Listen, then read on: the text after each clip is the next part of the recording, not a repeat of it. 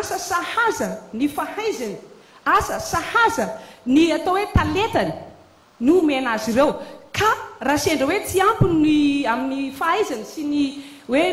ny talentany hoe tsy afaka izy zany a mahazo an'le vola hoentiny miaina dia ampiny izy le atao hoe assistante publique manana traikefa amin'izany zay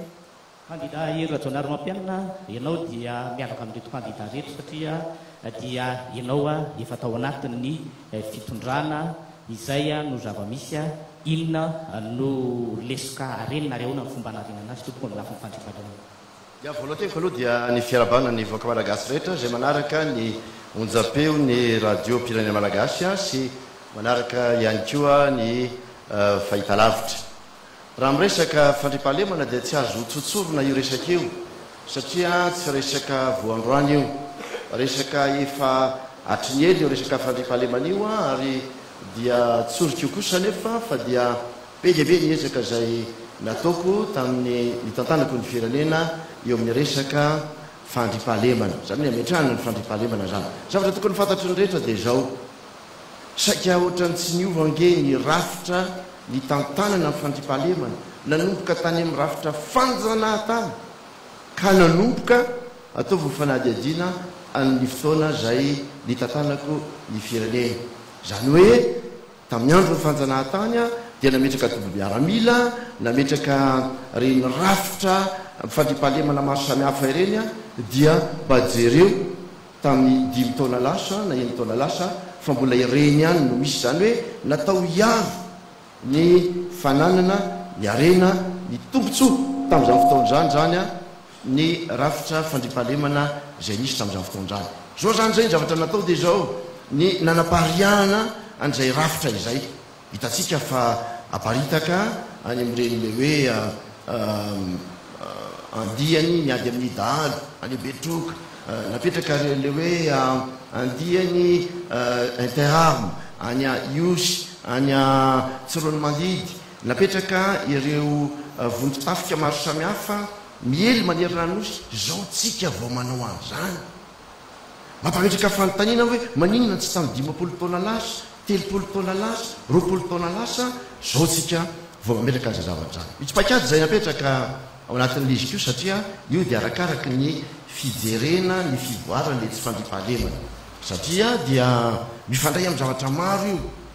mianankiray zay everiko fa iraisany rehetrarehetra ary everika raha hoe tsy tokony ino no irairaina foana satria efa fantatra fa zay inge no antony zavatra io hoe tsy maintsy hiteraka asa isika tsy maintsy hampandrosona ny ara-toekarena ny teniko nefa nilazan'izany voalohany me miady amin'ny ara-toekarena no ady voalohany hampanjary ny fandriampahalemana hampanjary ny zavatra tsy mety rehetra eto amin'ny firenena fa zany mba nytany atsika any amin'ireo tany manan-karena ireo ve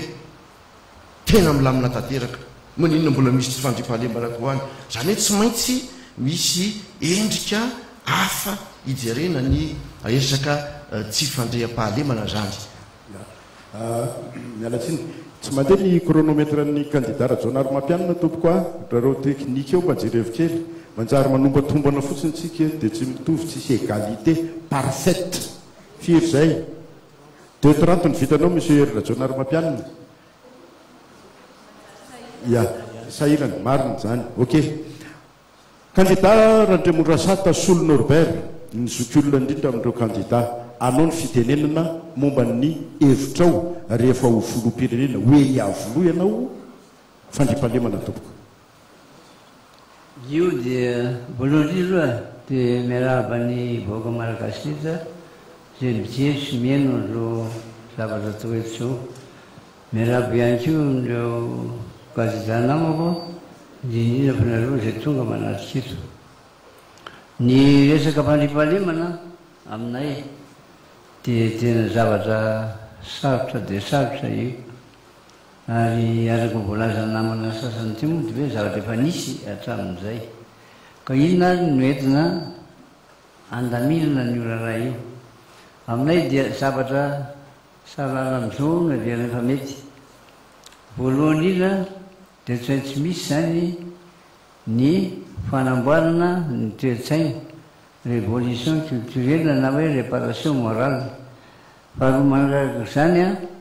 atsangana isaky ny toerana rehetra zany a ny vondrona piaro ny fandripahalemana akoatra ny fisiny ny tafika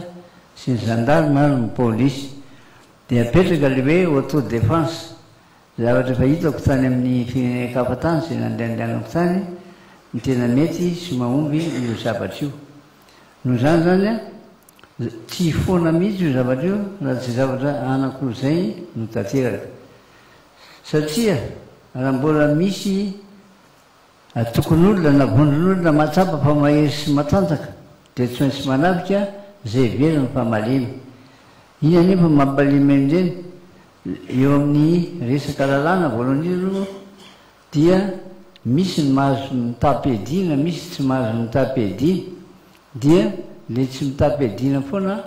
no lasibatra eo amin'ny fanenjehana ny daro sy ny karazany eto amin'ny firenena eo ihany ko ny akoatran'izany ny firaisana tsy kombakomba amin'ireny dalo eny ohatra hatramin'izay a dia mbola tsy hita mihitsy tetiny tinosy hatramin'ny atataham-boamasoko fa hoe nisy omby nisy mpangaladromby tratra mpangaladromby ny very tsy hita nakaiza le omby iza maka an'ireny reny hoe dia tsy hita misy filaisana tsy kombakomba zany a ao ambadimbadika eo hita mangalatra torapaty hita gadrana nefa tsy hita iza mapaka an'ireny ary iza maka an'ireny eo zany dia tsy aby dia tsy aby zany a eto amin'ny firenentsika ny fanadiadiana sy ny fijerevana an'ireny zavatra ireny no zany zany dia tsy misy ary tsy isy afa-tsy resaka hoe auto défense ty no mety ahafoana an'io rarahana dalo ka isiny no fandripahalemana sotranao andriamato kandida manaraka hitondra ny heviny raha matoa herinay vofanerisoa eny tompoko fandripahalemana sy ny ady atao ho amin'izany voaindrindra dia faly miaraba ny mpanahaka ny TVM sy ny RNM faly miaraba nareo mpanolotra ihany koa ary faly miaraba nio nareo mpanotrona eto amin'ny fandarana ary indrindraindrindra moa dia faly miaraba nireo candidat zay manatrika eto raha iresaka fandriampahalemana isika dia tsy afaka tsy resaka inona no natonga izay tsy fandriampahalemana zay a zay tsika vo hitondra ny vahaolana voalohany indrindra aloha dia nirongatra tanteraka ny dahalo tao anatin'ny folo taona zay a nanomboka tamin'ny 2009 ka hatramin'izao 2018 zao inona natonga izany dahalo ambony latabatra miala tsiny a fa nanomboka tamin'ny 26 janvier 2009 no nanomboka ny dahalo teto fandrobano à ciel ouvert kanefa dia tsisy olona voasazy tamin'izany na ray ary vo maika ara niverina ho latsaka vidina le olona dia faly daolontsika miogaoka hoe olom-baovao faharoa mbola nitoy izany tamin'ny 2014 dalo ambony latabatra famarotana izay zavatra rehetra azo amidy eto Madagasikara ka ozy izy ao hoe quand l'exemple vient d'en haut rehefa ratsy ny ohatra omeny mpitondra dia manao izany koa ny eo ambany okazava rehefa mbola ratsy ny ohatra omeny mpitondra dia manao zay saipatany eo ambany ary efa niteny an'izany izahay hoe oka ho diovina avy any ambony ty Madagasikara ty averineto ny tany tandalana averineto ny ady amin'ny kolikoly ary ny tena ady amin'ny kolikoly fa tsy hoe izay madinika ihany ny faizina fa ireo mpitondra mbola anao ny ataony ihany manaraka izany inona mahatonga dahalo famarotana omby velona any amin'ny lalan'ny folo pointiny ary efa fantatra hoe izy any tompon'ny orinasa diovina mihitsy ireo omby ary alefa aondrana ka io zany anisan'ny foanana voalohany indrindra rehefa tonga eo zay ny dahalo ambony latabatra ny mpitondra zay manome ohatra tsara ho an'ny vahoaka ary ny fanondranana omby velona etsy andaniny koa ny famatsiana basy zay miely patrana eraky ny Madagasikara izany mahatonga ny tsy fandriam-pahalemana io. Misy olona mamatsy basy ny malagasy. Izahay zao any Ambalavao any dia manana ny atao hoe soa miaradia fikambanana io izay miady amin'ny dahalo. Ka ny vahaolana zany dia atomboka amin'izay hoe manao ny tena asa ny mpitandro filaminana sy ny fitsarana, ary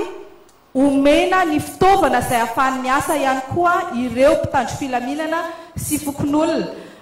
Etsy andaniny ny fahantrana izay mahatonga an'io fangalarana etseroa io ny fangalatra ny gasy, satria mahazoatra ratsy dia misy izay ho resahantsika rehefa avy eo ny resaka sosialy sy ara-toekarena momba izay ady amin'ny fahantrana izay.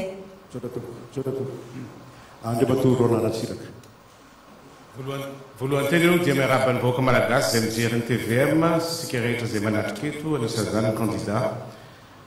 Tiako ampahafantarana antsika fa zavatra izay ho resahako eto dia tsy tenitenena foana na hoe tsy voaeritreritra fa na efa nazahoana traikefa ary natanterahana ary naomby na ataoko hoe efa nazahoana vokatra zavatra tsara zany. Ka tiako ampahafantarana ny olona ihany koa fa efa avy député ny tena koa, efa avy ben'ny tanàna indroa miantona ary ministra indroa ihany koa. Dia zavatra hitako ary tsapako dia efa tamin'ny herinandro lasa nandeha tany ambanivohitra izay toerana tsy afaka alehan'ny tomobile satria zadilo fa 55 000 km ny lalana eto Madagasikara taloha, ankehitriny 30 000 km, zany hoe niena 20 000 km mahery, zany hoe be dia be zany toerana tsy afaka andehanan'ny tomobile intsony. Tamin'ireny toerana ireny dia mazava ny olana voalohany dia tsy afaka mamboly intsony ny olona satria misy ny tsy fandriam-pahalemana ary efa voaresaka teo. Ka ny vahaolana entinay dia tsotra anatin'ny programma rindra iaveny raitra ho an'ny Madagasikara izay mizavatra rindra lalina tokony amboarina ankehitriny. Ohatra mety fotsiny zao afaka maka olona miasa ministera maromaro isa-taona, olona be dia be, kanefa rehefa dinihana dia lasa mipetra-potsiny le mpiara-miasa satria tsy voarindra tsara zay fangalana olona miasa zay. Tokony ampitomboana amin'ny polisy, tokony ampitomboana ny gendarme, tokony ampitomboana amin'ny miaramila, anisan'ny maika zany. Ary azadino ihany koa fa misy colonel, misy gendarme tsy manan-katao fa mipetraka any an-trano fotsiny satria tsy amena andraikitra izy. Misy zavatra rindra zany, tsy mila famatsim-bola zany, tsy mila famatsim-bola ivanivela satria efa mandray karama isam-bola ny miaramila koa sy gendarme.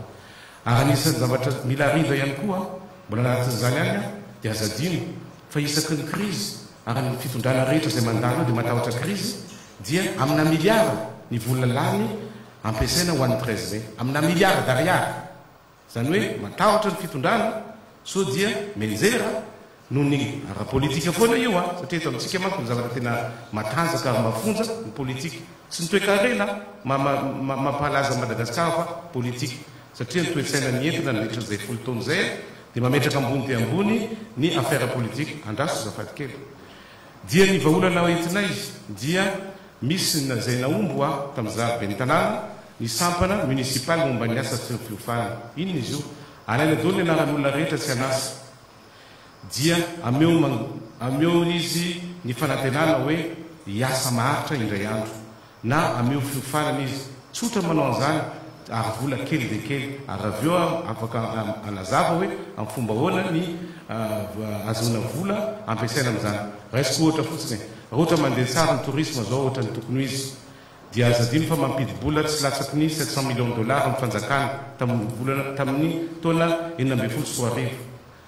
Dia anasan'izany vola zany misy vola ihany koa azo amin'ny aéroport eo amin'ny 12 millions de dollars. Kanefa n'izany 12 millions de dollars zany na ray milanja tsy afaka nampiasaina amin'ny tourisme satria ampiasaina zao amin'ny zavatra hafa. Ohatra fotsiny gendarme any Mondava tsy manana moto, zany tsy azo kely dia mba niresaka ako ao anatin'ny filakevitry ny gouvernement ta hoe débloqué 3 milliards d'ariary ny gouvernement ameo moto anankiray gendarme tsy ho an'ny ministère ny tourisme zany fa ho an'ny gendarme mba hakanesany any amin'ny allée des baobab. Allée des baobab zany dia anisan'ny mahatonga touriste eto Madagasikara. Tsy nahazo moto le gendarme. Zany moto zany tsy ilaina famatsim-bola avy anivelany zany fa mila rindra fotsiny le firenena, mila gestion tsara. Misy ihany koa zavatra anankiray farany niteneniko teo a sampana national momba ny asa sy fiofanana na ny tanora miasa na izy amenao fiofanana fa tsy avela am'izao faharoa manaraka an'izany programme anankiray hafa éducation civique sécurité et emploi zany hoe programme zay reo colonel BDP reo zay mipetrapotsiny a te hiasy reo ameko asy reo avina reo colonel ato tsy ro mandidy ato a mirongatra ny dahalo eonao miara-miasa amin'olona hoe inona tokony atao ohatra anankiray solution civile zany afa solution militaire solution civile ny tena haiko de solution civile de hoe ameo asa sy fiofanana ny olona ary nindrindrindra ameo éducation civique le olona zany hoe eo zany le maramila mampianatra ny olona tsy anasa mba hiditra anatin'izany hoe siratra discipline zany ratsiraka roland fa efa lasany 10 minitra sy 10 seconde zany zao sisa no anjara fotoana aloha mbola maro ny loha hevitra ifampiresantsika ok tsy mampiady anao amin'ny candidat anankiray eto fa andreovatora jonary mampianina fa maninona tsy nampiarina izany resaka proposition ny ministre Roland Ratsiraka atao anatin'ny fitondranao zany mialatsiny moa fa ohatran'ny tapahanareo ange tamin'izah le mbola nyteny teo iny de tonga de tsy afaka nanoy an'izy tsona fa dia zany zao dia 7 sy 30 seconde 7 minitra sy 30 seconde zay zany zao no anjara fotoananao sisy zany no teny kely indrindra teo fa tsy maninona fa nysika nyteneniko de hoe mifamatotra amin'ny zavatra maro samihafa ny resaka fandripahalemana izany ao anatin'izany ny raharaha mpitsarana ny fitanolorona ny filaminana ary mialatsiny ary teny misaotra ny candidat anankiray zay mpitsara izy mahafantara tsara nrany zavatra zany fa dia manana andraikitra ny mpitsara sy ny fitsarana mametraka n'zany atao hoe tandalana eto amin'ny firenena sady anisan'ny miady ary mbola iady anamafy an'izany hoe mila tandalana isika ary fametrahana zay fahifampanjakana any amin'ny faritra rehetra zay zany hoe mainky any amin'le olona tsirairay mandray andraikitra zay ny zava-dehibe ary isan'izany koa hoe ny vahoaka mandray andraikitra misaotrany zokray mandreny tato le hoe autodéfense zange efa miteny an'izany foana hoe tsy maninona niza niza tompon'ny hevitra tamin'izany fotoan'izany fa de zao izany fandripahalemana zany anjara andraikitra ny tsirairay zany tokony andray andraikitra ny tsirairay na eo amin'ny fitotrana izy na tsy eo amin'ny fitotrana izy matetika moa rehefa tsy eo amin'ny fitorana vo lasa betsaka ny hevitra mivoaka sy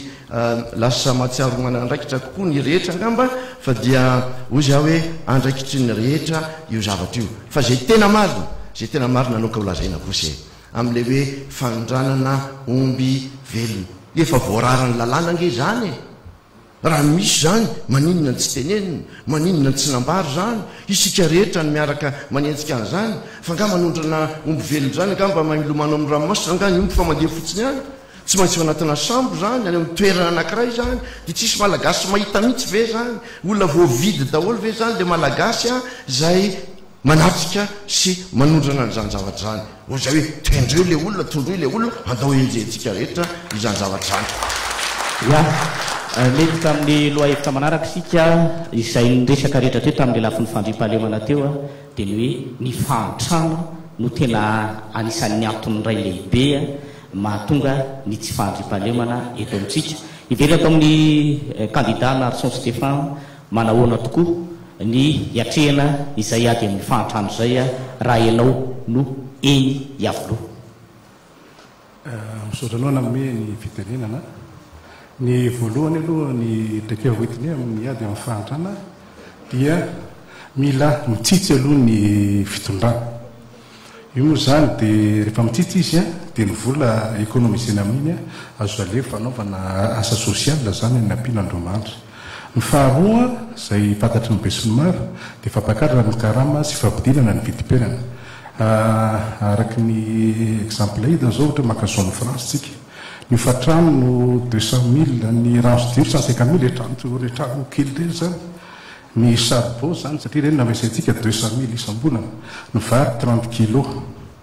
par mois zany la famille kely dia ny total 300 000 dia 850 000 zay nefa karamahazo an'ireny 850 000 le FMC zany hoe tsy misy loka zany le olona reo zay zany ny zavatra tsapa ary marina zany mba tsisy afaka andan'izany nareo zany hoe mila ampiakarina zany alohany karama ambany indrindra ny malagasy faharoa mila jeranakaiky io a ny fifanaraha am'ireo zone France ireo sy ny orinasa zany satria hita fa betsaka mato izy mankaty amintsika mora ny main d'œuvre zany dia betsaka ny tombontsoa azony ka izany zany mila négociation mazava tsara mba ampiakarana ny karaman'ireo olona ireo fahatelo moa zany dia mila ampiakarana ny retraite zay zany momba ny karama sy ny vidim-piainana faharoa zao efa teniko teo fa mizanasa ny tanora misy tanora tsy hoe miteniteny fotsiny fa ny voalohany aloha dia manao an'le hoe formation professionnalisante sy stage zany amin'ny entreprise ny tanora ary ny entreprise aporsihina akapiasa zany amin'le hoe amenan'le hoe prime malambosy sy zany mba aporsihina ny entreprise aka ny tanora faharoa amena qualification ny piasa tanana zany matetika reny maçon sy anina reny karazana sur l'état fotsiny formé fa tsisy nianatra tany le izy ka tsisy qualité mihitsy le asa atao izy zany dia mila atao zany ny CAP sy ny BEP sy ny bac pro sy ny ana rehetrarehetra ny fahatelo faporosihina koa ireo manana projet d'innovation nefa tsy manam-bola anaovana zay projet zany iny zany mila accompagnement zany ataon'ny fanjakana ny aveo koa fisarina ny tanora eto andrenivohitra tsy manana asa zany ho any ambanivohitra amboly sy amin'izay dia anaovana tanàna vaovao misy fialamboly misy internety misy tany iasany dia rehefa tamana amin'izay izy mino fa tsy te hiverina ty andrenivohitra tsony ny fahatelo avelona rehefa tonga any izy dia avelona le hoe coopérative zany io coopérative io afaka manana machine agricole dia machine agricole io ampanofaina amin'ny vidindrariny anytatsa zay tsy manam-bola miditra amin'le fomban-drazantsika le hoe apatelony amin'ny tompony machine ndo tokony amin'ny mpamboly ny faefatra indray rehefa vita zay vokatra zay zany hoe maromaro zany mianana zany hoe amena tany keo re mpamboly reo zany satria anaovany an'ilay fambolena atao hoe lehibe zany rehefa vita zay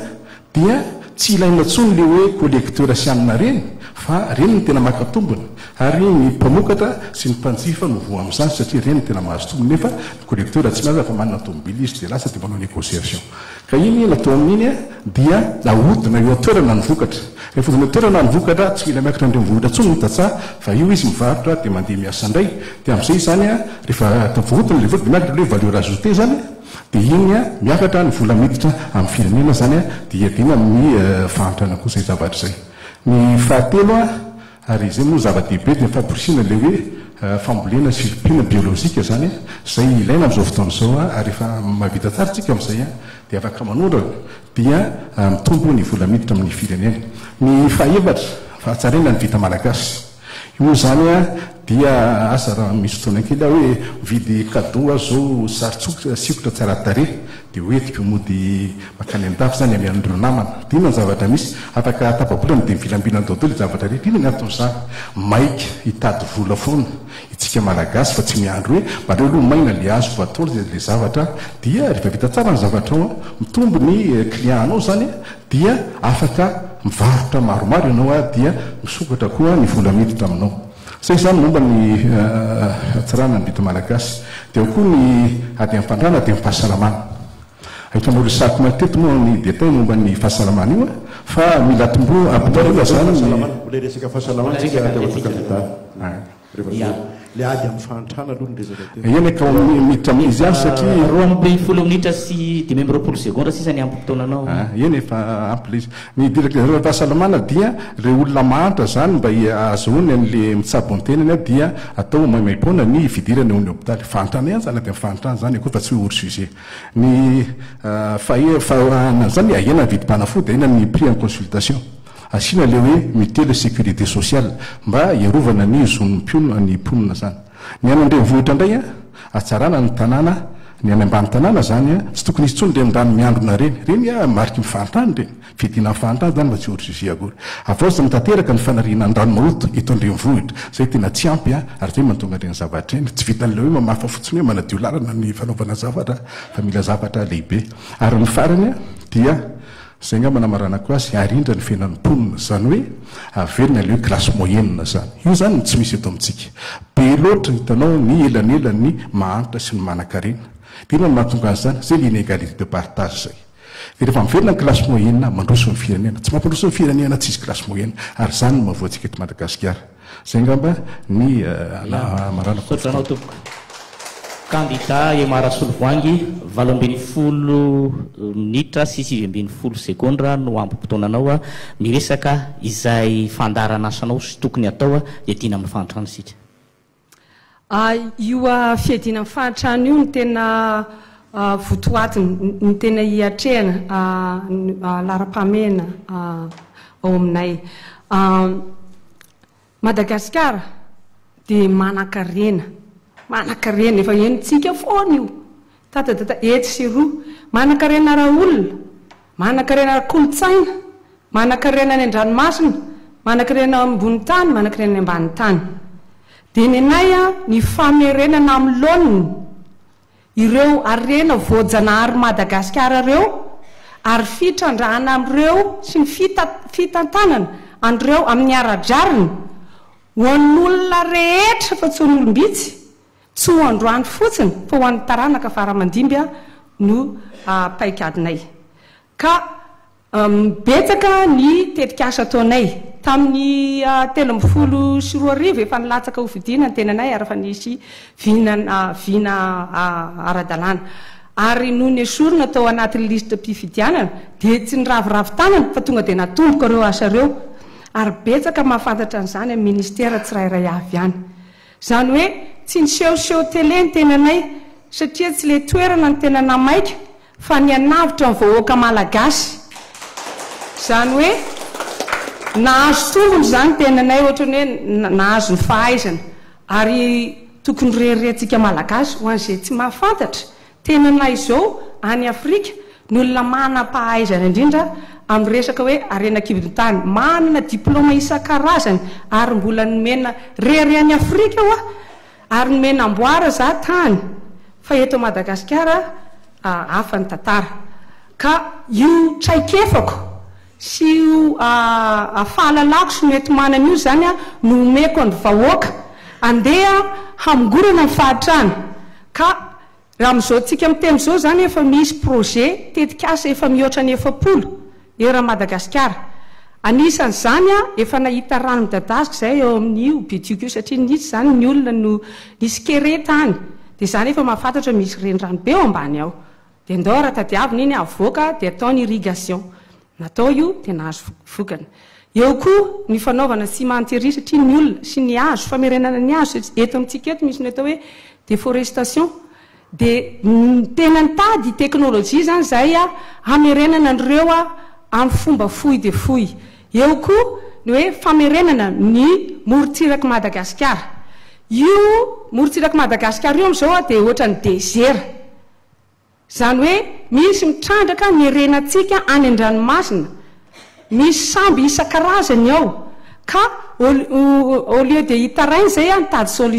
solution dia amerenana ny sakafo ny trondro andiovana ny ranomasina, amerenana indray amerenana indray ny tontolo iainana any anaty-dranomasina. Ka rehefa nataonay ny atao hoe étude de faisabilité ao anatiny enim-bolana fotsiny dia efa 3 avo eny ny trondro any amoron-dranomasina era Madagasikara sady tsara ny qualité ny quantité koa ao anatin'ny herintaona dia efa any amin'ny 760 millions ny vola revenu hita amin'ny any ranomasina fotsiny io ary ho velona ny malagasy satria morontsiraka ao nosy Madagasikara 60% na 80% malagasy monina any amin'ny morontsiraka daholo. Ka io zany tetikasa io mamorona asa amatapitrisany io nanomboka tamin'ny 2015 zay nanao an'io. Raha io navela ny tanteranay efa tsisy tsy anasa eto Madagasikara mianiana amin'izany za. Eny candidat eo Jonaromampianina minao moa ny corona tsy mandeha zany fa miainga eo amin'ny 20 minitra manindry midina indray zany ianao zao ianao dia tsy fantatra hoe tombony vesa lesoka ho anao ny efa nitondranao 5 taona tamin'ity firenena ity fa izao zany aloha dia raha mbola tafaveriny ny avoloindray ahoana indray ny fipetraka ty fahantrana eto Madagasikara ty. Zay zava-dehibe angambany dia ny hoe ninina ho tenenina traikifa foana ny azo tao anatin'izay 5 taona izay ary raha mahatadidy isika dia ny ady voalohany izay efa noteneniko ary nataoko dia ny ady amin'ny fahantrano tsisy afaka hiala am'izay ny kandida rehetra tsy maintsy tafiditra am'izay daholo fa raha miala am'izay izy a dia tsy ho mpitondra izy matoa milazan'izay miantony de tsotra tao anatin'ny 10 taona mahery dia nyaina tao anatin'ny fahantrana foana I Madagasikara ka tsy ho tenenina tsony fotsiny hoe manana nyity zay manana nyity zay fa hoana ny anovanany zany rehetrarehetra zany mba ho tena ho amin'ny tombotsoan'ny vahoaka zany dia misaotra andranabavy tato a miresaka ny ao amin'ny ranomasina zany kefa ela no mivoy an'izany ny fomba ilazako azy moa dia le hoe arena manga na le hoe économie bleu le fomba ilazana azy angamba sy ny hitantanan'le politika ny samy hafa fa dia isa taonange dia 500 tapitrisa dolara no vola very no mialatra ataon'ny olona ao anatin'ny ranomasina zany no ataontsika zany ny iditsika zany fa zao ny azadiny raha fitondra firenena misy fandaharana daholo ny zavatra rehetra misy l'étape ny zavatra rehetra misy priorité rehefa tonga eo tsika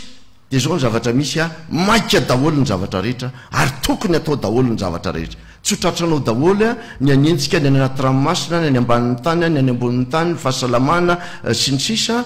tamin'ny za tonga te zao ray tapitrisa ny zaza malagasy tsy tafiditra sekoly a dia hoy za hoe zany aloha ny voalohany a tsy maintsy a hiazaka zahako zany miaraka amin'izany a dia nametraka mazava tsara fara ny ady amin'ny fahantrana dia zao 70 na 20 isan-jato malagasy a miaina ao anatin'ny fambolena sy ny fiompiana miaina ao anatin'ny fahantrana tsy maintsy mitodika amin'ireny zany ny politikako aloha ary zany natonga le hoe politika matotra zay napetraka eo amin'ny sehatry ny fambolena sy ny fiompiana nisy vokan'le izy zao ny fanjakana no tsy mandray andraikitra mametraka reo fotodrafitrasa lehibe tahaka ny hoe barazy ny fitarihan-drano ny lafiny angovo ny lafiny lalana any amin'ireo toera mpamokaran'ireo tsy ho vitany tatsah irery zany tsy maintsy fanjakana no mitondra nyzany zavatra zany a efa hita ny vokatra ny zavatra tratrarintsika zany zao ary ho tratratsika afaka roa taona dia le antsona hoe fahaleovatena ara-tsakafo a indrindra ny arabary a manao fanampy afatratra afaka roa taona izay zavatray fa zay tena zava-dehibe angamba ny ami'tinako azy fotsiny dia ny hoe ny tanora no tena anisan'ny etanina ao anatin'ny hoe ady amin'ny fahantrana io dia efa nanambara fa dia isy volana fond ho an'ny tanora izay voanomboka hiasa anao entreprise zany ny lazantsika azy na efa ao anatiny ihany koa dia ampiny izy amin'ny findraonam-bola amin'le hoe taux d'intérêt amin'ny findraonam-bola sy ny sisa ampina ny tanora amin'ireny ampina izy ifandray amin'ny any velany ampina izy eo amin'ny lafin'ny teknôlôjia maro samihafa satria ilainy zany fa ngamba ny amaranako ale fotsy satria be dia be ny zavatra efa natao mahakasika an'io a ary mivelatra amin'ny sehatra maro samihafa le izy dia ny hoe fotodrafitrasa fototra ny tokony apetraka fa tsy fotodrafitrasa maimaky ary zany hoe fotodrafitrasa fototra zany ny tanjona dia zao a mitodika any mitsena ny fambolena sy ny fiompiana tsy maintsy atsaraina ny vokatra ampakarina ny vokatra miteraka asa ny fotodrafitrasa rehetra zay atao miteraka vokatra lazay ny professeur atao le hoe valeur ajoutée ary rehefa mitombo zany vokatra zany a mitodika any mitsena dia zao afaka matsy ny tsena ato anatiny a mbola tsy vitatsika ke mamatsy ny tsena ato anatiny raha mivary no jereny fa mbola manafatritsika nefa afaka mamatsy ihany koa ny tsena any velany fa raha mitentsika hoe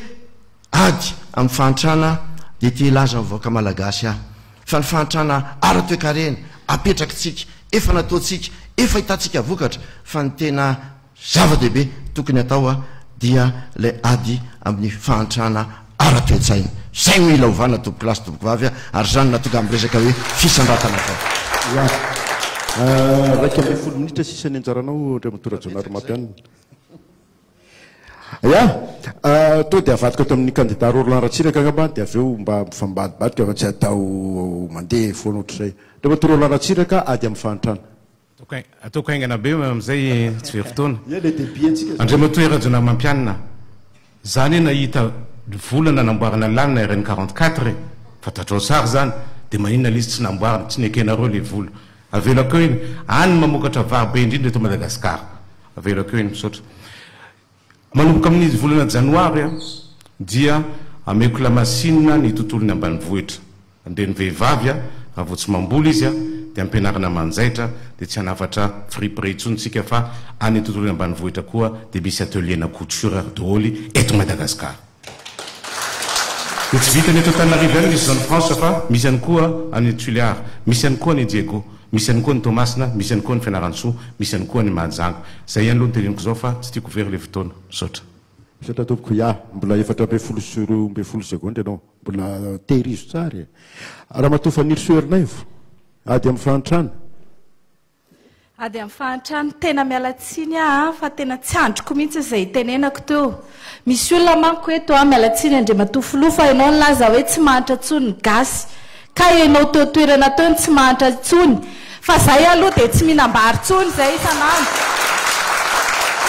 Dia tena tesitra mbola hiverenanao ihany io économie bleu io. Nefa ianao nilaza fa tsy ianao nanao an'ilay izy fa inona ny tena marina e? Inona ny tena marina amin'io? Satria namidinareo indray ny ranomasina era Madagasikara ary tsy ekenay io fa vao tonga eo dia tonga dia afoanana daholo ny contrat rehetra izay natao tamin'ny alalan'ny kolikoly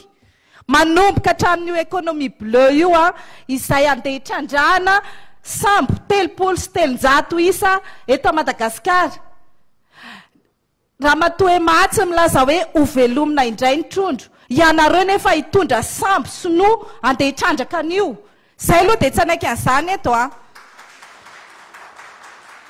Resaka vary indray ianao mialatsiny aloha fa olaniko kely amin'izay ny fotoanako aza tapahana mihitsy fa mila hoentsika ty zavatra ty. Misy vary 470 milliards isa-taona afaratsika. Ore olona araky ny tenena tato amboarina ny lalana rehetra izay any amin'ilay toerana mpamokatra vary dia afaka miakatra ny vary. Ataonareo bizina fotsiny io vary io. Avy eo nareo manakarena dia izay lazainareo fa hoe mahantra tsy mahantra tsony ny gasy. Roa taona ianao izy ianao dia aleo tena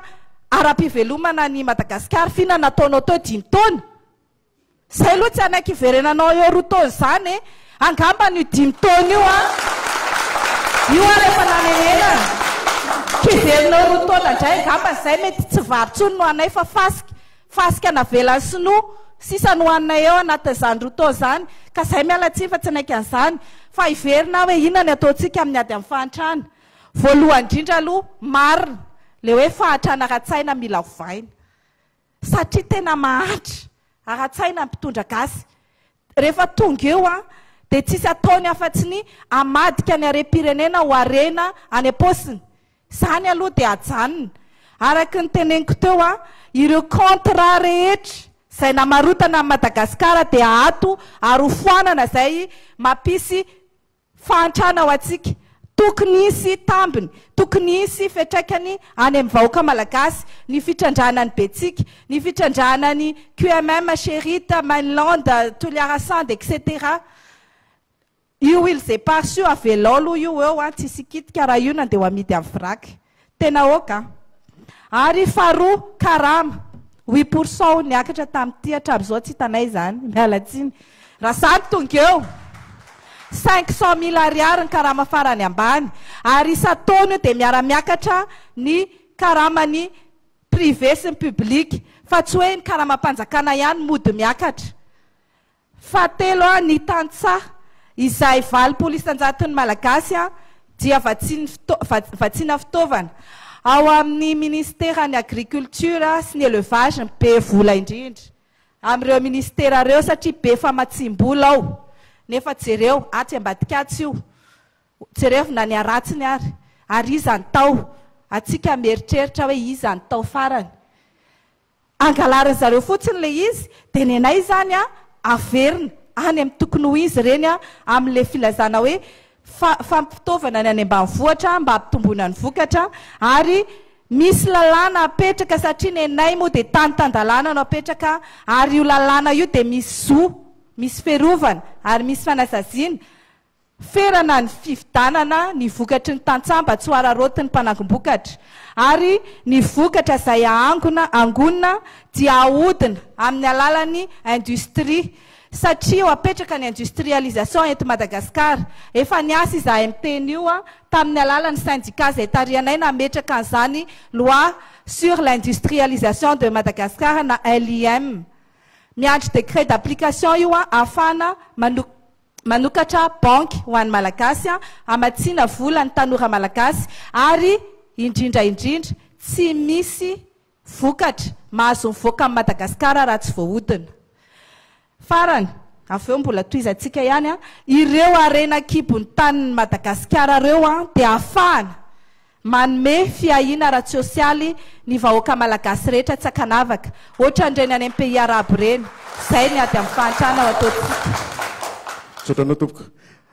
Andriamanitra Satasolona Norbert. Raha ty resaka fahatrany ty indray no lazaina dia manolazainako ihany koa zahay. Zay indrindra satria eo amin'ny firenena anankiray izay mijoro eto ambonin'ny tany dia tsy maintsy misy ny mahazo tombotsoa amin'ilay fitondrana ary misy mivery tombotsoa. Eo ny hitonanay ny resaka voalohany indrindra. Raha miresaka amin'ny vahiny zay indraindray izay mitsidika anay sy resanay dia hoe manan-karena Madagasikara satria ny arabe fa tsy omby fiarakodia intsony nefa aniza ireny fiarakodia ireny. Dikan'izany zany resaka saranga tena ady lehibe eto n'ity firenena ity dia ny saranga ny tsara fivelomana sy ny saranga ny ratsy fivelomana. Tsisy nateraka andra nefa aminay ary tsisy nateraka anan-karena fa ny raha-pitondrana no mahatonga an'izany zavatra zany. Vokatry ny lalàna voatenitevana lalàna fa io lalàna indrindra ny tena mandetika ny firenena amin'ny fampiarana azy satria tsy araky ny izy. Tsy lalàna natao ifehezana fa lalàna tsy natao ifampifehezana. Ary telo amby folo zany efa niakatra fitsarana efa nampidirina ponja satria manohitra n'izany lalàna zany. Satria lalàna natao ifehezana fa tsy natao ifampifehezana. Ka nitakinay avy tonga ao dia izay lalàna natao zany dia ifampifehezana ka samy voafehiny iny daholo voagadrany iny daholo izay manao tsy mety sy ny sisa rehetrazy hiarany sazy. Zay anankiray mahafoana amin'ny fahantrana. Ny fanafana amin'ny fahantrana ihany koa raha malala fa 800 ny tantsaha mpamokatra eto amintsika. Ireo tantsaha mpamokatra ireo manefana dia mpamokatra fotsiny fa tsy mpivokatra satria namoana tsy afaka manondrana avy hatrany ny vokatra vokariny any amin'ny mpanjifa any ivelany any fa tsy maintsy misy mpanelanelana. Eto dia mbola betabe indrindra vahiny mpanelanelana eto. Zay zao dia nisy tamin'ny taona iray vanila avy amin'ny mpiambanay idreko makay mitepetany tany eo amin'ny 100 taona teo narian-tany ramaso satria tsy niraisiny zareo tany raha tsy kompania vahiny motra hoe enrifrisy no mandefa azy ohatra miaratsina manona anala. Ka zavatra betabe ohatra zany hoe asaina mamboly azy ny olona tsy manam-pahefana amin'io azon'io izy rehefa hamokatra an'io dia izay ny mpiambana aminay dia tena mpanao saribosy mpanao ala sy karazany fa raha be mihitsy angatahana fangatahana mihitsy zalahy mamboly latabatra tsy mamboly tsy manina indray no mandidy hoe tsy azo kapaina io zao io dia anisan'ny mampahantra zany. Ka fanafana fahantrana zany aminay dia fanomezana fahefana feno sy tanteraka ny tantsaha mba hisonja ny saranga hitovy amin'ny mpiarabelona aminy. Tsy vitany fanampiana tsara nefa zany lavinay le hoe fanampiana mandra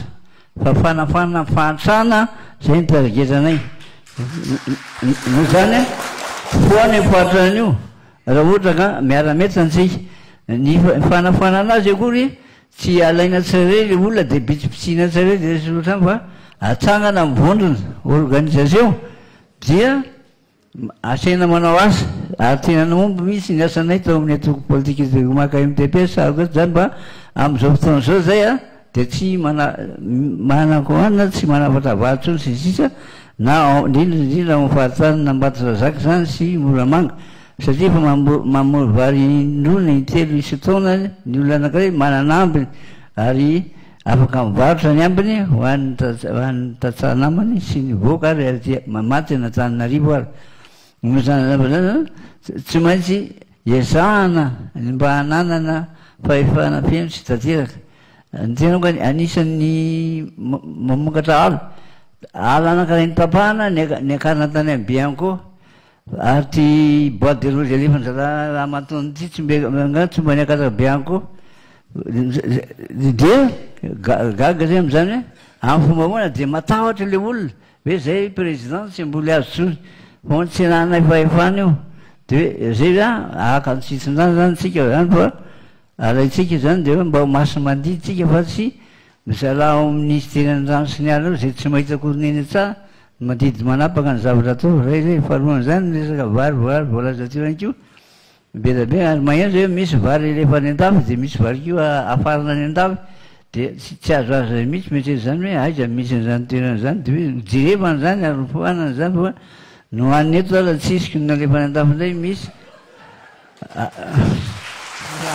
efa nahazo teakambivevitra raiky ambin'ny folo minitra sy dimapolo segondra no ampitoananao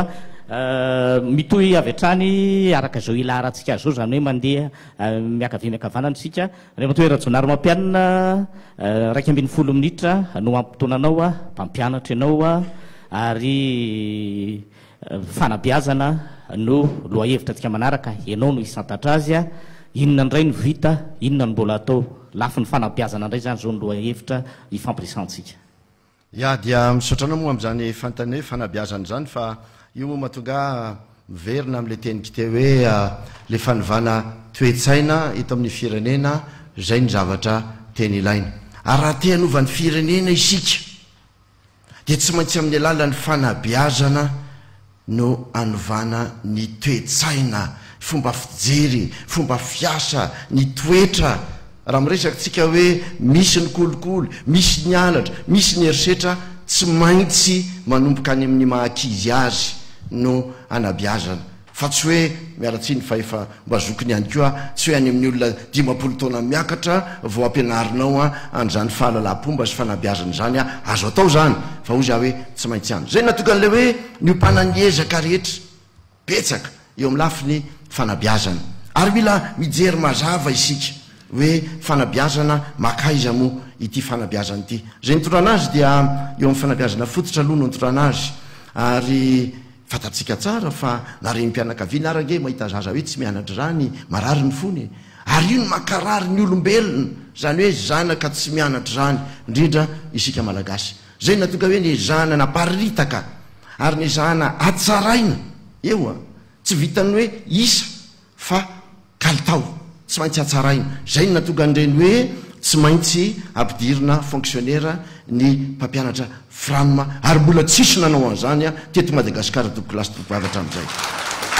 anatsarany zany satria resy lahatra fa ao amin'ny fanabiazana zany no hitondrana fanovana nyty firenena ty tsy raha-pitso tsy raha-pitso ianareo mitantara hoe maly roa taona inona ny vitanao sy loatran'izany ny fampandrosoana ny firenena de tsy maintsy eo anatin'le fomba fijeriny hoe fampandrosoana maharitra fa tsy vitany hoe fampandrosoana ndray andro nandroandro miteny teo zao tsika ary tafiditra ao anatin'ny tetsainy zany no hoe tokony amboarina ny lalana na amboarinao fa 100 ara ny lalana nefa le tamimbary tsy mamokatra miakatra de ozy hoe inona lifandraisany zay tsy maintsy mitady lifandraisany foantsika eo amin'ny lafiny ara-politika eto ange zay le toetsainy eto zao tsika de efa mahita tsara fa ny fony miasa fa tsy ny saina ny mba miasa mandinika ny zavatra zay tokony atao zany ny mpitondra firenena mila mahazaka ny zavatra maso samihafa zay miseho ary amin'ny saina no isainany ny fampandrosoana ity firenena ity ka zay mahatonga hoe fanabiazana fototra atsaraina ifanaraka amin'izay fampianarana ny kolotsaintsika malagasy mila miverina amin'ny kolotsainy ny malagasy faharoa eo am'izay ataoko hoe eo amin'ny tanora rehefa miakatra le fanabiazana zavatra hita am'izao fotoana zao de zao tsy mifanatsahana zany ny atao hoe voatoatom-pampianarana sy ny zavatra misy eo amin'ny seritry ny asa rehefa avy eo indrindra reo mpianatra ny amin'ny université nitratran'izany ary za-mpampianatra ny professeur mpampianatra mahita an'izany zavatra zany nidikan'izany de zao zay no natonga anay amporisika mihitsy le hoe fisiny fampianarana arakasa formation professionnelle na professionnalisante ary io efa nanomboka izahay tanora mihoatra ny ray alina no nofanina tao anatin'ny seritry ny fambolena sy ny fiompiana tsy nofanina hoe teknisianina fotsiny fa nofanina mihitsy ho mpandrara entrepreneur agricole zany no ilaina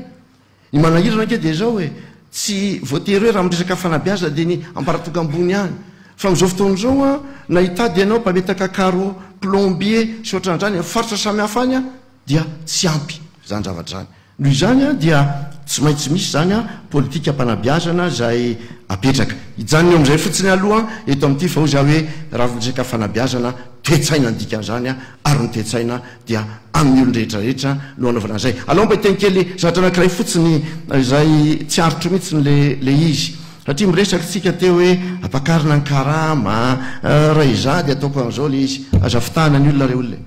misy lalàna ny fitatanana ny toekarena mbola betsaka ny tokony anatra n'izany raha pitso ianao a azonao atao mampakatra intelo inefatra injato ny karama fa nivokatra zay a dia mividim-piainana mihoatra lavitra no ny fiakaran'ny karama ny fiakaran'ny vidim-piainana tokony ho fantatra zany ianao a rehefa hitondra firenena tokony hainao daholy a ny toekarena ny lalàna ny any amin'ny sehatra mifambolena sy ny rehetrarehetra fa tsy hijanony amin'le faritra zay hainao fotsiny ianao a zay angamba mba tiako ambara efatra minitra sy 5 segondra ny vitanao teo a analana raiky ambe folo zany ndrematora jonary mampianina manome 7 minitra sisany ianao tsy aloha ve mba hipetraka ety any le satria tsy tazana mihitsy ake le izy fa simba tompoko le eo am'le anao tsy mandeha fa neny olona mandeha dolo fa nenao ireny tsy nareo kosa zany tena manahirana mihitsy ny satria manjary tsy afaka mifehan'le izy tsy maninona hofeziko araky azo atao le izy iany tompoko ya candidat Mara Solovoangy ianao tsy dia be resaka indrindra angambety satria ianao mbola manana 4 minitra sy 9 segondra ao amin'ny hay reradreraka ao amin'ny sehatra ny fanabiazana kosa angamba ianao tena manakambara betsaka ohatra ny somary reradreraka ny miakatra be ny température ao amin'ny fanabiazana satria zanaka mpampianatra ny tenanay mpampianatra ny raiko mpampianatra ny reniko ary miaina tamin'izany atao hoe fanabiazana zany ny tena atao hoe important indrindra zava-dehibe indrindra aminay ary anisan'io fanabiazana io fahaizana amin'ny fianatra io nahatafavoakanay ka averina amin'ny asy ny mpampianatra tamin'izay mbola kely anak'Andriamaso zany mpampianatra zany tena atao hoe ray aman-dreny ajaina mihitsy tokony averina zany zay faharoa ny psikolojia pédagogie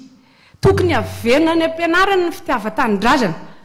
isan'andro atototo ny fitiavan-tanindrazana satria raha tena ampandroso fampandrosoana maharitra ho an'ny firenena dia tsy maintsy ao amin'ny fanabiazana fanovana toetsaina ny fitiavan-tanindrazana ka eo zany amin'le hoe tsy maintsy mba hahafahantsika mampianatra ny zanaka malagasy rehetra tsy maintsy mitady moyen tsika zany mba ho mahimahi-poana io fanabiazana io satria na afaka bakary ny ankizy 25 000 FMG vao mahazo ny certificat iny anaovany inscription université iny dia tsy ahafahany manohy any amin'ny université resaka 100 000 FMG dia tsy ahafahany ray aman-dreny mampianatra ny zanany any amin'ny école primaire zany hoe tsy akena mihitsy zany satria ireo no avy ny firenena raha tsy volavolaintsika tsara ireo ara-toetsaina araka ny fanabiazana hoe ny ao amin'ny fram ndrasoloha sioko resaka kely amin'ny fram sy ny eo amin'ny tokony ho fanina tokony ho fanina ara-dalàna ny mpampianatra hamolavola an'ireo toetsainy zanantsika mbola kelikely ireo alara-pamehan'izay satria araky ny teniny Andriamatoa filoha teo dia hoe tsy maintsy zany ao amin'ny hoe fram ny ao amin'ny fanabiazana no tsy maintsy anaovantsika le hoe tongavatsika amin'izany atao hoe fampandrosoana maharitra zany dia ampiko kely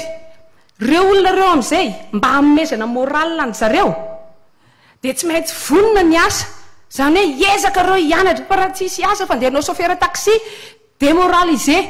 zany hoe anay zany efa manana tetikasa efa lazaiko teo fa le tetikasa nataonay le tamin'ny 2013 iny efa andalana daholo ary efa asa be no azonay mena raha toka amin'izao mahatonga liste tsy tafavoaka ny eo amin'ny ministère tsy manome autorisation dia mbola miandry aloha zay hatramin'izao fa rehefa tonga amin'ny fitondrana na ray andro na 2 andro fotsiny dia efa azontsika tsona daholo reny ekipa rehetrarehetra reny efa vonona ny famatsim-bola vonona ny teknôlôjia efa vita ny faisabilité efa vita efa pré efa misy ny bureau efa misy ny olona nao azy afaka tonga dia tomboka zany eo anatin'ny 30 jours dia efa asa manetsiny no ho asa afaka foronina ka eo amin'izay le asa io amin'izay zany atao sahaza amin'ny traikefa atao sahaza amin'ny diplôma ka ny tenanay zany manana an'izay fahalalana international zay hoe raha ingénieur am'izao dia zao ny karamana ka nivina zany faisabilité zany tonga dia tao an'izay rehefa manao l'étude faisabilité na projet tonga dia tao fotsiny hoe ingénieur amin'ny agro zao ny karamana ampitovina amin'ny any ivelany ny mpampianatra dia zao ny karamana satria eo zany le efa nidiniana amataonany io zavatra io fa io zany azo ampiarina avy hatrany candidat Larsen Stéphane mianga eo amin'ny 2 minitra sy 5 sekondratsika tompoko lalao fa tsisy resaka fanambiazana moa zany no resantsika eto araky ny tena moa za mpanabe ary ny raiky koa mpanabe mpampianatra ary nytezana atao anatin'izany zahay ary zay no natavitanay ohatran'izao fa tsy hoe nanankarena koa no ndray aman-dreny dia hoe vita zavatra ohatran'izao ka ny voalohany aloha dia maray hevitra amin'ny monsieur Jonary Mampianina amin'le hoe ny éducation civique tena zava-dehibe io zany le hoe fanabeazana tena ilayntsika zany hoe ampianarana ny tanora zany sy ny olona hanaja le hoe fananana iombonana ao koa ny fanajana ny fomban-drazantsika zay reherea malagasy ary tsy misy tsony amin'izao fotoana izao fanajana ny ray aman-dreny sy ny zavatra rehetrarehetra ao koa moa ny manampy an'izay amin'ny ampianarana koa zany ampianarana koa ny fiadiana amin'ny zava-mahadomelona zany ohatra nytoka sonodongony reny reny zavatra manimba ny tanora reny fa le izy manao sport toy izay anao ny zavatra reny zany momba ny fanabeazana ray hevitra aminareo amin'izay zavatra zay any verina amin'ny fampianarana amin'izay satria mizara roa izy ny fampianarana dia amin'ny fampianarana ifotony aloha sy ny ambaratonga faharoa dia mamaly an'le remarque anao teo amin'le hoe fram ny fram amiko tsy tokony isy satria reo olona reo tsy nahazo formation pédagogique ampianatra na menasa aza dia midina niveau amin'ny mpianatra ary zany tsapako rehefa makely amin'ny sekoly ambaratonga faharoa ngamba mamaly ny monsieur Jonary Mampianina ny faharoa koa no teny hoe karama misy loi économique sy ny zavatra rehetrarehetra rehefa miainaka ny kolikoly misy volontsika dia azo ampianarana ny karamany olona ary ny vokatra rehefa mibetsaka miaina ny vidim-piainana zany angamba malina anao koa amin'izay zavatra remarque zay ny miditra amin'ny fampianarana amin'izay satria mandalo any amin'ny sekoly zany manao an'ireo fanentanana ny mpianatra ary mety ny zavatra rehetra misy eto Madagasikara voalohany aloha dia militsika sekolim-panjakana tena hoe tsy mandovola tena tsy mandovola fa tsy hoe resaka fotsiny tonga ny fidira mpianatra zao dia mijaly ny ray aman-dreny tsika moa ndray mizara ny hoe kit scolaire sy anareny reny tsy tokony zarena ohatran'izany fa mila faritina tsara hoe rehefa miditra amin'ny mpianatra inona mesure d'accompagnement atao an'ireo ray aman-dreny tsy manana fidiram-bola ireo tsy amin'ny fidiram-bola faharoa koa dia famarena ny asin'ny mpampianatra sy fampakarana ny kiaramany satria ireo nge loharantsika rehetrarehetra mpampianatra eo hoe na lasa président anao na lasa olona ambony raha tsy nianatra ianao raha tsy nisy an'ireo ianao tsy tonga amin'ireo toeranareo ireo ny faharoa dia nizay nitsabako dia ny fanovana ny fandaharam-pianarana anaraka ny teknôlôjia vaovao zany sy ny ilainy ny firenena zany hoe nytiako tenenina ny firenena tsy mana teknisiana zany tsy androso mihitsy zany zavatra tsabako zany rehefa makeny amin'ny lycée jereko ny programme mpianatra amin'ny terminal sy ny première dia ny fizika moa fantatro dinona zavatra hito programme ny anarako tamin'ny 69 tao amin'ny lycée Galini no ampianarana mpianatra amin'izao fotoana izao nefa renaka izy ireny malao ino tony telefona tony lalao ordinateur reny tsy marisika ntsony izy hianatra n'le siansa satria tsy hita ntsony ny ilana ny zavatra zay zany hoe mila fanovana fotony zay zavatra zay ny faharoa dia eo koa zany misy an'le hoe reveran'le fampiasana ny teknôlôjia dia le fampiasana le hoe tablety internet sy Facebook reny ange misy lafiratsiny koa ka reny zany mila fehezana tsara satria manimba ny mpianatra eny raha tsy voaaro tsara manimba ny tanora zany reny raha tsy voafe tsara ny fampiasana an'ireny dia moa zany manamafy an'le hoe efa nyteneniko teo dia naveriny monsieur Jonary Mampianina koa momba ny hoe ilana ny technicien amin'ny hoe qualification professionnelle zany amin'ireo hoe mpanao asa-tanana teny hoe plombier zany teny hoe maçon sy ny anina CAP BEP bac pro sy ny anina reny mila amafisina ny fampianarana an'ireny dia eo koa ny fiaraha-miasa amin'ny orinasa zany anaovan'ny mpianatra stage zany ary aprosina ny orinasa andray an'ireo mpanao stage ireo tsy le hoe prime malambosy teneniko tamin'ny voalohany dia zavatra tsapako dia ny tsy fisin'ny cantine scolaire zay zany zavatra tena tsapako betsaka le olany ambany vohitra mandeha kilometra maromaro adiny 3 dia mijanona am-pianarana tsy mody nefa tsy manana vola ividianana sakafo dia inona zavatra misy marary le ankizy nataony proviseur amin'ny lycée Antsirabe hitako zany le Antsirabe ngezabe lycée André Ressampa dia nao nataony mitondra ankizy makany amin'ny hôpitaly ndrarany satria safotra le ankizy noana zany zavatra zany ilain'ny malagasy zany ilain'ny mpianatra rehetrarehetra faharoa dia ny fiara-miasa amin'ny diaspora io zany tsy resantsika foana fa ny diaspora ilaitsika satria ireo ange faly tia tandrasana nge reo tsy fantatra reo zany ary reo raha iasa maimaimpona ny antony amin'ity ary faly izy manasao ny tanindrazana zay zany atentsika foana ampotonanao eny amin'ny asa raha mbola amin'ny fanabeazana ianao na iandry ambony ampotona io amin'ny loha hevitra hafa satria mbola manana loha hevitra roa sika ka azoko tizana ve ty dia foesiko le anankiray ndao ary ny fahatelo amin'ny fianarana ambony indray ny voalohany amin'ny fianarana ambony dia tokony hitarina ny hoe capacité d'accueil ny université zany satria betsaka reo mpianatra afaka baka tsy hitafitra amin'ny université zay dia ita zany fa misy lesoka amin'ny université ny fahatelo ny fiarahany université miaraka miasa amin'ny orinasa zay le hoe formation personnalisante zany zay azahoany ny mpianatra miasa moramora kokoa dia eo koa ny fiarah-miasa amin'ny université any velany zay zay le hoe coopération internationale mampisokatra koa ny université tsika zany sy mipikaroka ary ny fiarah-miasa koa mamely any amin'ny diaspora dia amin'ny ambony io dia ny fanatsarana ny fitaovana ireo toeram-pikarohana rehefa mijery ny laboratoire sianireny betsaka ny fitaovana tsy ampy zany ny farany ina moa tanjona tiana ho tantrarina amin'izay mila tsika université sy toeram-pikarohana rery atsika malagasy eran'ny Afrika sy Océan Indien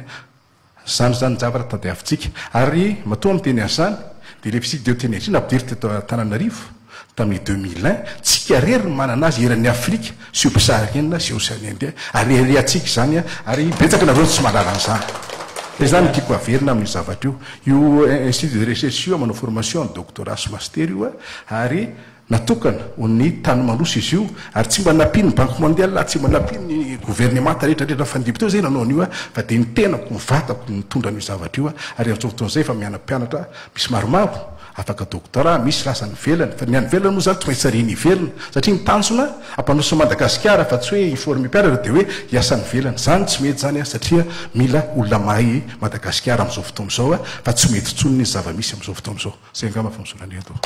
evatra amin'ny sasany zany no anjara fotoananao sisa amin'ny loha hevitra manaraka eo ny candidat Randriamorasata Solonorobe Patsaivina ao anatin'ny resaka momba ny fanatsarana ny fanabeazana eto Madagasikara sika tena manana ola zaina mihitsy zany moa ny resaka fampianarana ity satria raha mahalala ary hitanay mihitsy fa mbola le raha fampianarana nataony dianany tamin'ny 1995 no mbola piaratsika eto Madagasikara amin'izao fotoana izao zany hoe tsy tena fianarana miatraika tanteraka ho amin'ny firenena malagasy fa fianarana fotsiny fanomanana fonctionnaire zay ny tena zava-dehibe ka zay be diplômé zany zay tafiditra fonctionnaire dia chômeur dia io zany no mampitombo mahantra indrindra eto Madagasikara ary ilana fanovana tanteraka ilay raha fampianarana manaraka izany dia io ihany koa ny fomba fianarana ao ampianarana ny tsy fisinitsony ny hoe moral dia fitezan-tsaina saika manakarivo voatenitsika teo voateny miteny teo ny hoe fitezan-tsaina révolution zany fa io zany ilaina dia ilaina mihitsy indrindra amin'ny fitezana olon-dehibe ilaina ny fitezana olon-dehibe ty moa dia niteny hoe ny ankizy ihany sy ny any ihany no ampianarana fa ilaina dia ilaina mihitsy ka ny fanabeazana azo avy amin'ny ireo antoko-pikambanana maro samihafa zay mijoro eto Madagasikara ary mahazo mijoro voalohany zany ny antoko politika raha natao hitezana olo-pirenena marina ny antoko politika amin'ny lafiny politika économique sociale et culturelle dia hotsosala amin'izao mihitsy ny firenentsika fa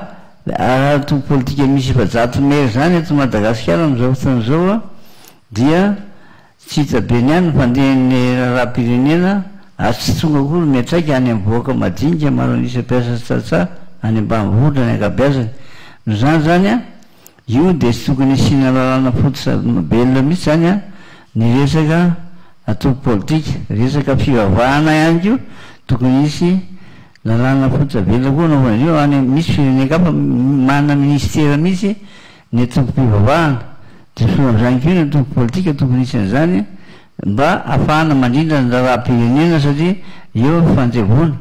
tsy isaky ny mpifidianana isika vo isy voaka sy hoeny amin'ny voaka fa mandavataona zany de samy ainy amin'ny barotsika ny daotsika de zay tsy mapety le raha-pirenena miavaka tanteraka le saranga any ambanivohitra sy ny saranga andrenivohitra sy ny saranga manam-pahaizana misy nanareko misy de fofoana nangataka mihitsy ny olo atao hoe zanakay ndre mato président dia rehefa manora sy makseny donc ijanona fa tsy andra satria raha vo manana CP sy anina fotsika de fa lasa ny andrenivohitra ary io fidododona andrenivohitra io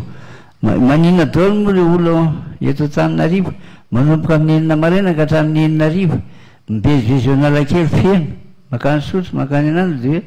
nahoana manino reny tsy mikarana tsy manao asa de reny be de jerevana fotsiny nisy tany sasany nareko tany ampita zany a raha vo mandeha kotrany amin'ny sivy de boasabo hoe aniny anao aizy ianao de tsika ty fa baranahany a ny fandehandehanana mandeha fa tsisy fampikarakara ndray reny retretreny bokatry tsy fahaizatsika nitatana le raha-fampianarana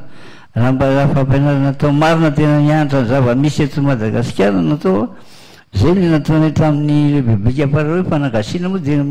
tsatson'ny olona hoe nantsary ny enany any tsy ny fanagasiana lazay natao hoe fampianarana fa fianarana zava-misy eto Madagasikara ny teny ilainy fa tsy fianarana zavatra hafa bejabe ny zavatra ary tsy mbola hitatsika eto ary nyvahiny ary zay tonga mitsangatsangana aminay anaty alany maka ravikazo maka zaozao mandalina sy maniny de atao mifanafody reny rehefa aveo a de tsika any vidy azy lafo any amin'ny pharmacie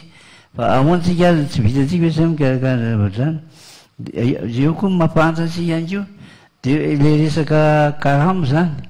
io de efa teo hoe io nkarakaraka ny zazamaty ny namba meniny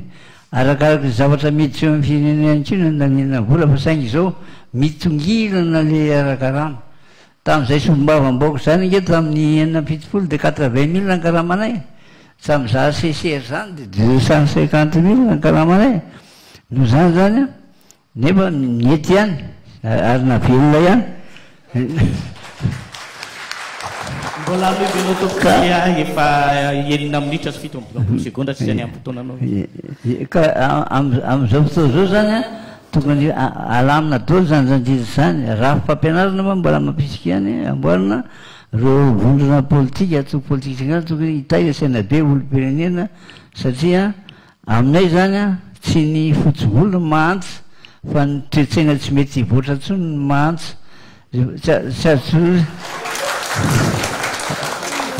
ka io ny ilanan'le hoe leadership tsika malagasy zao de mahagaga mihitsy hoe tsy mba manana ny leadership io tsika hitarika ny tany sy ny fanjakana matoa tafavoaka ny sovietika nisy ny Lenine ary Khrouchtchev matoa tafavoaka ny sinoa nisy ny Mao Tse-tung ny tafavoaka ny koreana nisy ny Kim Jong-il sy ny karazana de aiza ny mba eto amintsika amin'izao fotoana zao hoe tokony mba hoetrety zany ary zay nanaovanay antso hoe ndao tsika ovany raha politika eto Madagasikara io zany anisan'ny fanabeazana zany ikambana ny erekavy ikambana ny erekavanina sy ny sisa de ireo ny fandimindiby tozantany sy fanjakana anao fanana masina anasosy anatsara ny Madagasikara sotra toko 10 minitra sy 7 seconda no ampotonanao ny candidat ny Satra Solonobera ny candidat herina ifanirosoa ao anatin'ny fanatsarana ny fanabeazana indraysika zao tiako be mihitsy ty tamin'ity ary maro kay a ny zanaka mpampianatra amin'reto candidat reto satria za koa de zanaka mpampianatra teny amin'ny lycée ary tany Fort Carnot Ikongo no ny anarako a ny CEG a tany nangalako CP nefa dia tonga amin'izao toerana zao tsy miambo a fa ninina tenenina de naintaizanay ny ray aman-dreninay ary na mpianatra anay a isaina ihany koa ho tia tanindrazana ary zay mahatonga anay hilatsaka hofidiana na de tanora satria nahoana mananjanaka ary manana fondreny ary tsy afaka hipetraka fotsiny amin'izao manoloana ny fandrobana ny fireneko ataoko ahoana ny ijery ny lozanjo ny fireneko ka tsy afaka ampitony ny foko mihitsiny a manoloana ny famarotana atao amin'ity tanindrazako ity satria ho an'ny tanjanaka inona natao ho an'ny fanabeazana ampianarina ny zavatra hainy ny ankizy misy réforme goavana be zay ho apetraka eo amin'io fanabeazana io tsy vitany hoe gratuit zany hoe maimaim-pona ny fanabeazana fa manantona ihany koa ny zaza malagasy amin'ny alalany lalana izay amboarina eraky ny tanàna ny sekoly izay tena amboarina ary tena atao manara-penitra fa tsy angalarina fotsiny amin'ireo EPP fictif izay nisy teto nanomboka tamin'ny 2009 ka hatramin'ny 2017 tsy namorona fa rapport ny Cour des comptes tamin'ny 4 octobre teo izany EPP fictif marobe no misy eto ary ireo marché ireo dia notoriana any amin'ny Bianco miandry ny fitsarana azy fa mbola hoarahantsika akoatran'izay dia tena ampiasaina araka ny tokony izy io vola ao fanabeazana io za mbola te hiaro ihany andreo mpampianatra frama satria tena mialatsiny efa nomena asa izy dia aleo izy hiasa fa mila kosa izy ho fanina satria nahoana moa izy nanaikinaiky be mihitsy iny andriamatoa filozana nome asa anazy rehefa ny teny andriamatoa nakosainy tsy tiany mpampianatra frama reo reny ny asa hitany ary reo aloha ny mpampianatra ny zanatsika zao fa saingy omena fitaovana izy omena fiofanana izy ary tokony afaka mivoatra raha mpampianatra frama ny tomboany dia enseignant chercheur any amin'ny université ny tokony hafarany fa mila ny fanjakana nome an'izany fa ahafahana manohy an'izay fianaran'izay satria ny rafi-pampianarana izay ho apetraka dia misy ny spécialisation eto Madagasikara ampianarina anao ny zavatra hainy ny zaza malagasy ary apetraka mazava ny politique nationale de l'emploi zany hoe hianatra zavatra ahafahany miaro any tenany koa ny zaza malagasy raha ohatra izy ka any amin'ny toerana misy fambolena dia isy fiofanana aminazy ahafahany mamboly sy mampiasa fitaovana momba ny fambolena raha ohatra ka any amin'ny toerana misy minina zay eran'ny Madagasikara moa dia misy an'izany dia ampianarina hiasa amin'izany minina zany izy raha ohatra moa ka andeha any amin'ny toerana misy sisin-dranomasina dia ampianarina hitrandraka an'izany arenan-dranomasina zany ny zaza malagasy fa tsy hoe ampianarina manjaitra fotsiny ihany za aloha dia tsy mahay manjaitra fa za mahay manao sarina akanjo mialatsiny fa tsy voatery anjaitra daholo ny vehivavy malagasy ary tsy natao ampianarina anisa sy amaky-teny fotsiny ihany fa nampianarina ihany koa hikaroka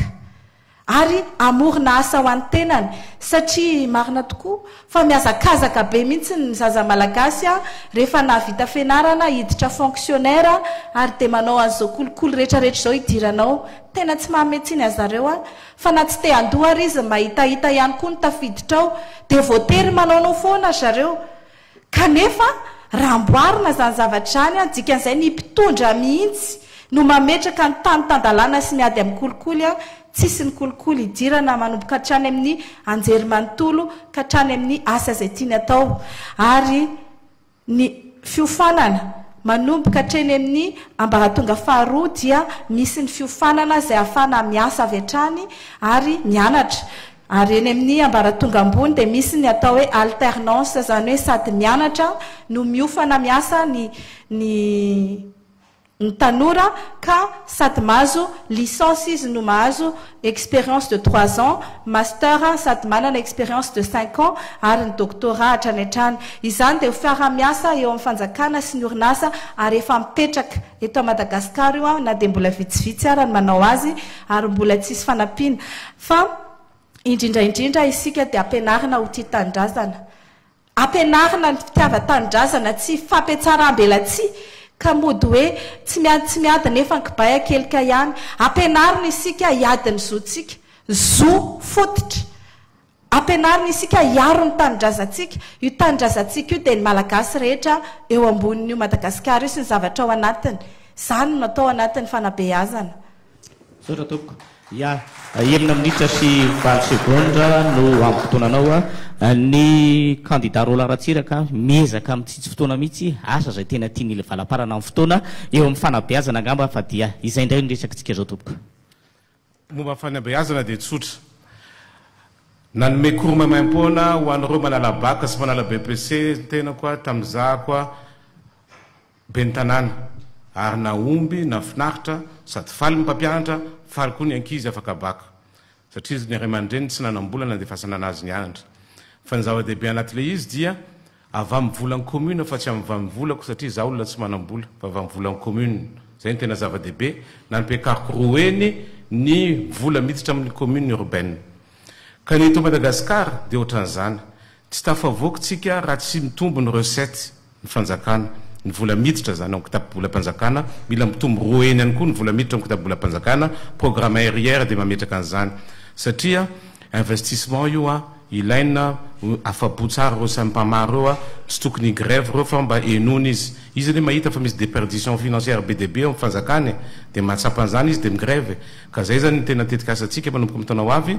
ampitomboana ny recette ny fanjakana dia afaka mandoa tsara reo mpampianatra reo tsika tsy valapatra mihoatran'izay misaotra iny ary dia efa eo ihany ianao mbola manana 3 minitra sy 2 seconda ivadika aloha hevitra aby sika ary ianao no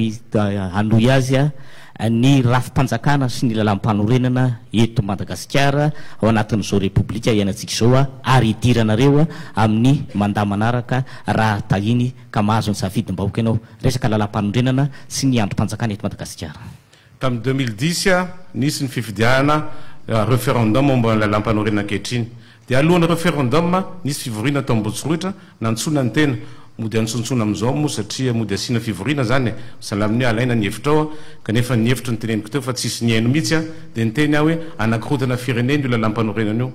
ary teo ary tononiko ny anarany olona anankiray zay efa nanana traikefa nahitan'izany tamin'ny fotoana Zafa Albert zay efa nitondra firenena ihany koa izy mandritra fotoana fohy dia izy teo dia anisany namovalavolana io lalam-panorenana io zay fantantsara fa anateraka crise dia izy ankehitriny io satria sarotra manindry ny prime ministre ary indrindra ny solomavambahoakany ankehitriny amena vola mampalahelo zany tsy mahamenatra ka zavatra teneniko fotsiny dia tsotra tsy maintsy hovaintsika io lalam-panorenana io fa io faran'izay ratsy teto Madagasikara io lalam-panorenana io faran'izay ratsy hatramin'izay nisy ny tantarany République Malagasy sotra to mbola manana 2 minitra sy 3 seconde ianao manao ny hevitry ny mpahay lalàna herinay fifaniry soa momba ny rafi-pitondrana sy ny lalam-panorenana izay ianantsika amin'izao fotoana izao 1 minitra sy 7 seconde no anjara fotoananao tompoka lalam-panorenana izay ianantsika io no natao tamin'ny 2010 ary nisy ny atao hoe 3C izay nanao azy nisy mpitsara tao anatiny izay mifandray aminay ary nametraka tamin'izany ny tena fisarahany fahefana zany hoe vraie séparation des pouvoirs ary nametraka ihany koa ny pouvoir judiciaire fa saingy atahorany malagasy zany indrindraindrindra ny mpitondra malagasy ka tsy sahany mihitsy ny ametraka an'izay pouvoir judiciaire tena maleo tena zay inona ny antony satria mbola te androba sy te angalatra foana ihany ary te ananao foana dikan'izay dia izao raha ohatra ka manana mpitondra honnête tsika dia mbola azo ampiasaina io lalam-panorenana io fa kosa ny zavatra ao anatiny dia mila amboarina raha ny lalam-panorenana andresana dia araka ny tenena teo hoe efa unanime ny malagasy rehetra fa tsy mety io fa saingy hatreto alohantsika dia mbola ao anatin'le hoe ilatsaka hofidiana filoha ary ifanarahany malagasy rehetra ny fanovana io lalam-panorenana io tsy tena izy ray manontolo miova satria tokony voafaritra ao hoe tsy azo amidy tsy anjarany filohampirenena no mivarotra ny tanindrazana tsy izy ny manapatapaka irery samy rery ny famarotana ny ranomasina amin'ny alalan'ny économie bleu na blanc na vert tsy izy irery ny andeha hamaritra ny arenany ekibony tany ary tsy ekena koa io hoe taninao eto dia rehefa misy volamena ao na misy zatra dia lasa ny fanjakana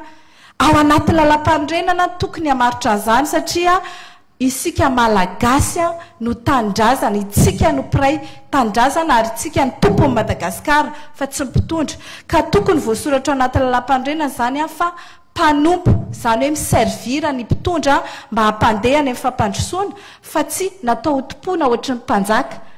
zay nefa zava-misy eto ka ao anatin'io lalam-panorenana io zany mamaritra tsara ny andraikitry ny mpitondra fa tsy hoe ny zony manana an'izao droit rehetrarehetra zao a ary tsy maty manota zay manko voalaza ao na tramy déchéance raha moa dia tsy sahan'ny HCC nanao anazy a na dia efa voalaza mainty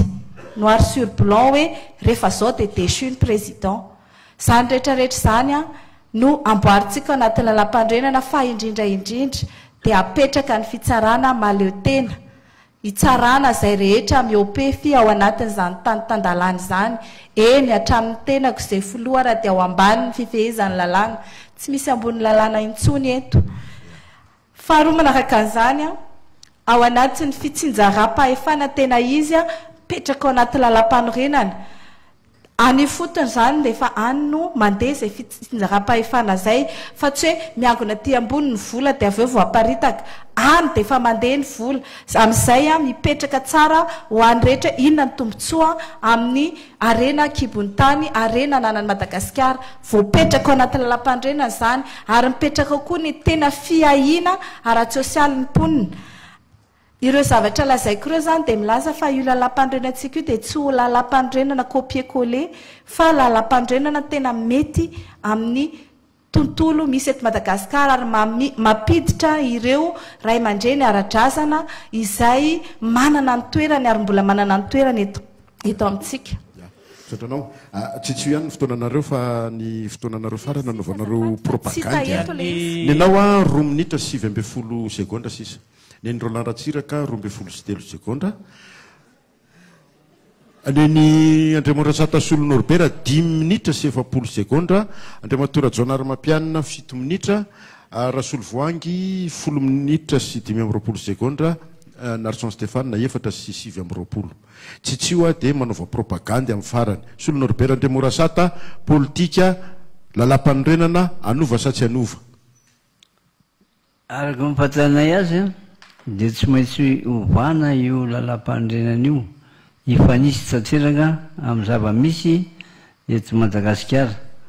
bono indrindra eo amin'ny rafitra fitondranam-pirenena efa nandeha tsara io tamin'ny 2e république fa naverina indray le eritreritry ny mpanjanahantany amin'le resaka sous-préfet sy karazany io zay nampitsary anay mafy mihitsy tamin'ny mpanjanahantany tamin'ny 2e république tokony hipetraka fotsiny hoe fokotany dia firaisa fivondronana sisisy ary asiana n'ity faritra tsy faritra roa fitovinany fitosatrony dia reny zany dia hoe diviser pour régner fandravana fizarazarao anjakana no zany tokony aombalina daholo ny zavatra rehetreny manaraka zany a eo amin'ny lalam-pandrenana ihany io mbola sikotenana ihany hoe moa mbola voapetrakatsika eo ihany ny teny frantsay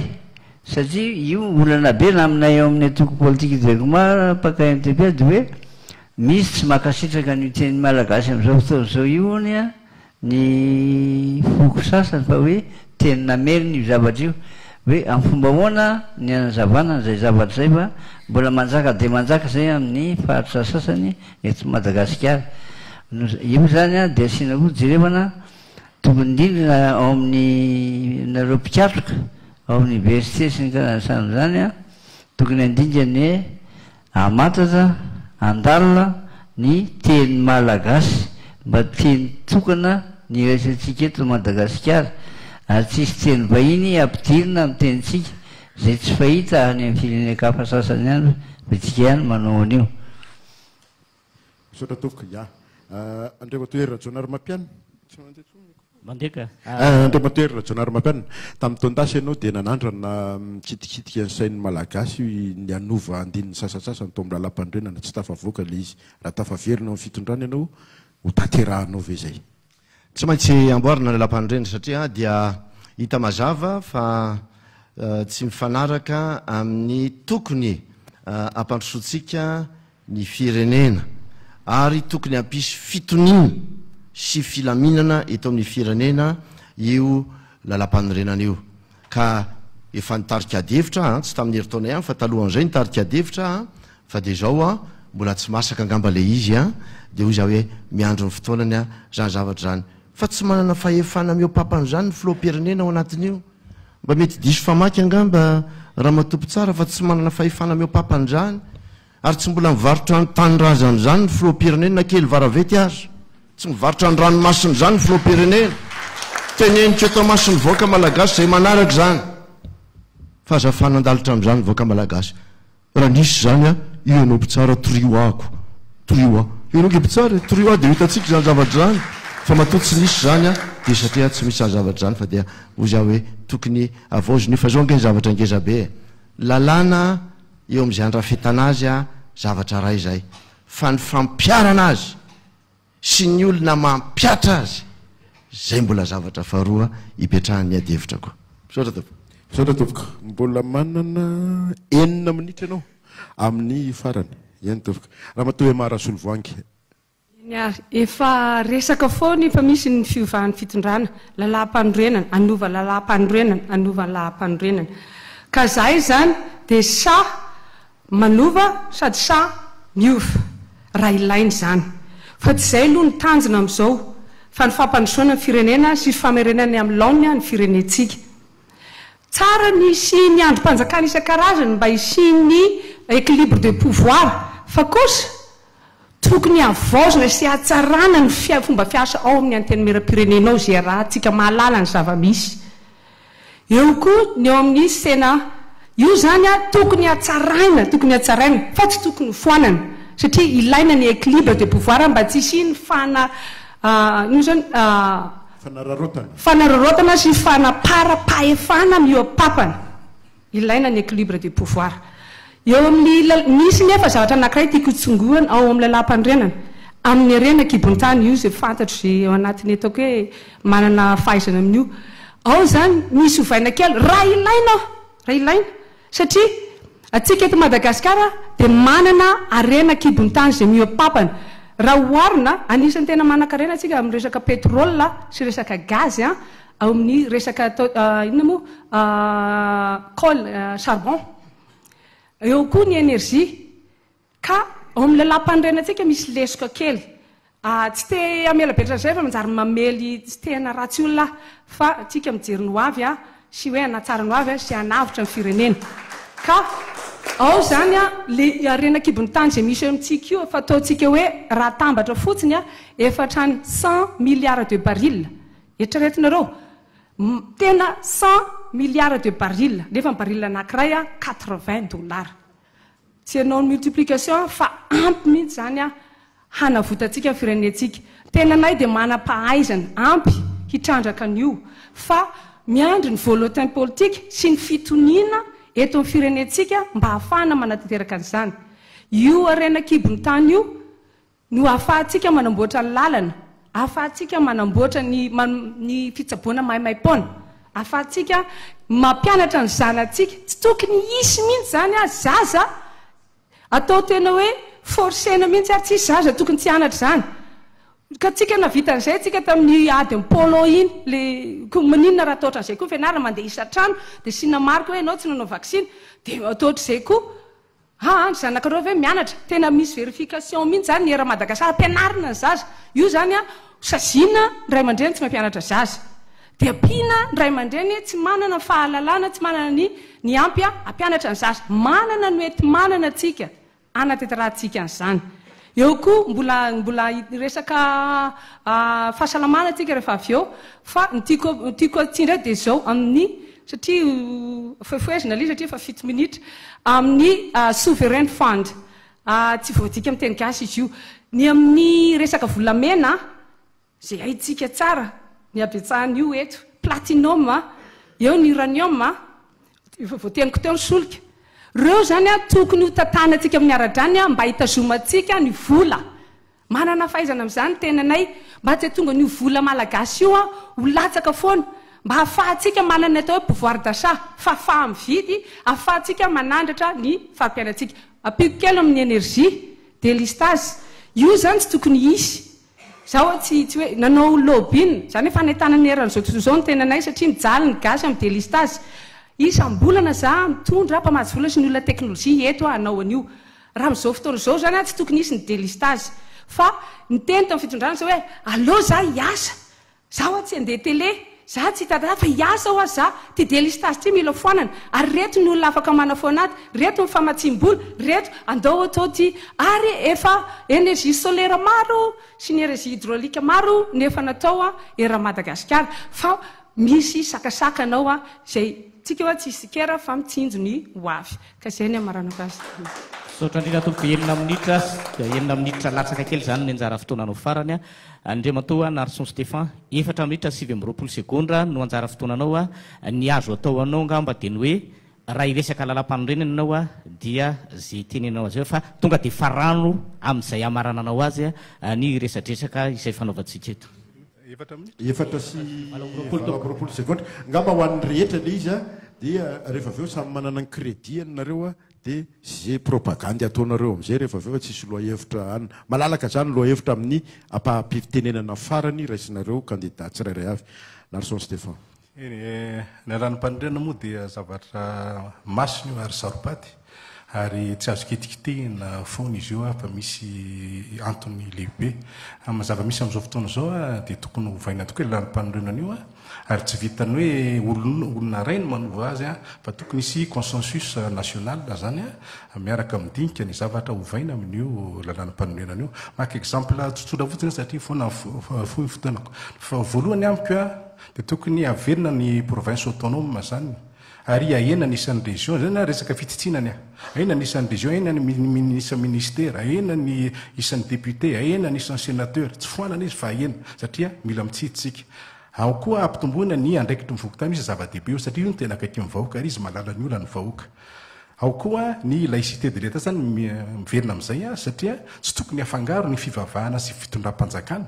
nefa ajaina ny finoany tsirairay zay zany tokony azava zay ny zavatra teneniko farany alohan'ny farany dia tokony averina ny zoam-pifidianana diaspora io zany tena hitako hoe lesoka lehibe amin'ny firenentsika io ary io tokony averina io ny farany moa dia efa nytenen'ny madame Irina Eftasy dia hoe ny fitsarana tokony aleo tena ary averina koa tsy mitanila zany hoe rehefa mangalatra dia mitovy ny sazy atao na mpamafalalana na président de république fa tsisy le hoe manana le immunité sy anina zao satria rehefa eloka dia eloka zay ngamba namaranako azy ary ngamba mbola manana crédit kely manana 2 minitra sy 3 sekondra anao dia azonao toizana ihany aleo anaovana n'le eny ary candidat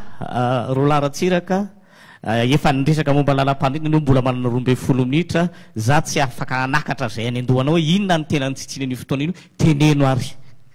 sotratsika rehetra mitodika ny vahoaka malagasy tiako ampahafantarana antsika fa nitran'izay folo taona zay dia be dia be ny zavatra simba teto amin'ny tany sy ny firenena anatin'izany potika ny sotoavina démocratique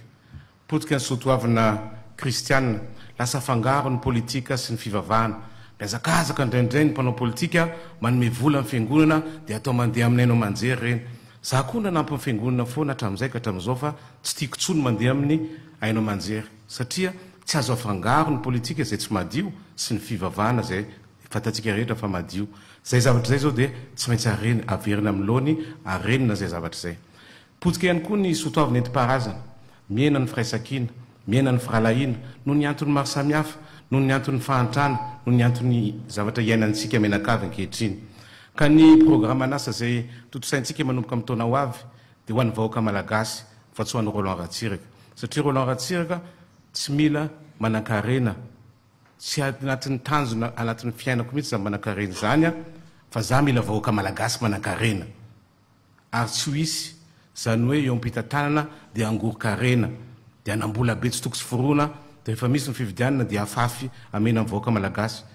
tsy ho isy zany satria fanjakana jorontsika eo dia manana toe-tsaina hoe laharam-pahamena dia ny vahoaka sy ny firenena fa tsy le mitondra na mpiaradia amiko ary raha misy mpiaradia amiko manao zavatra tsy mety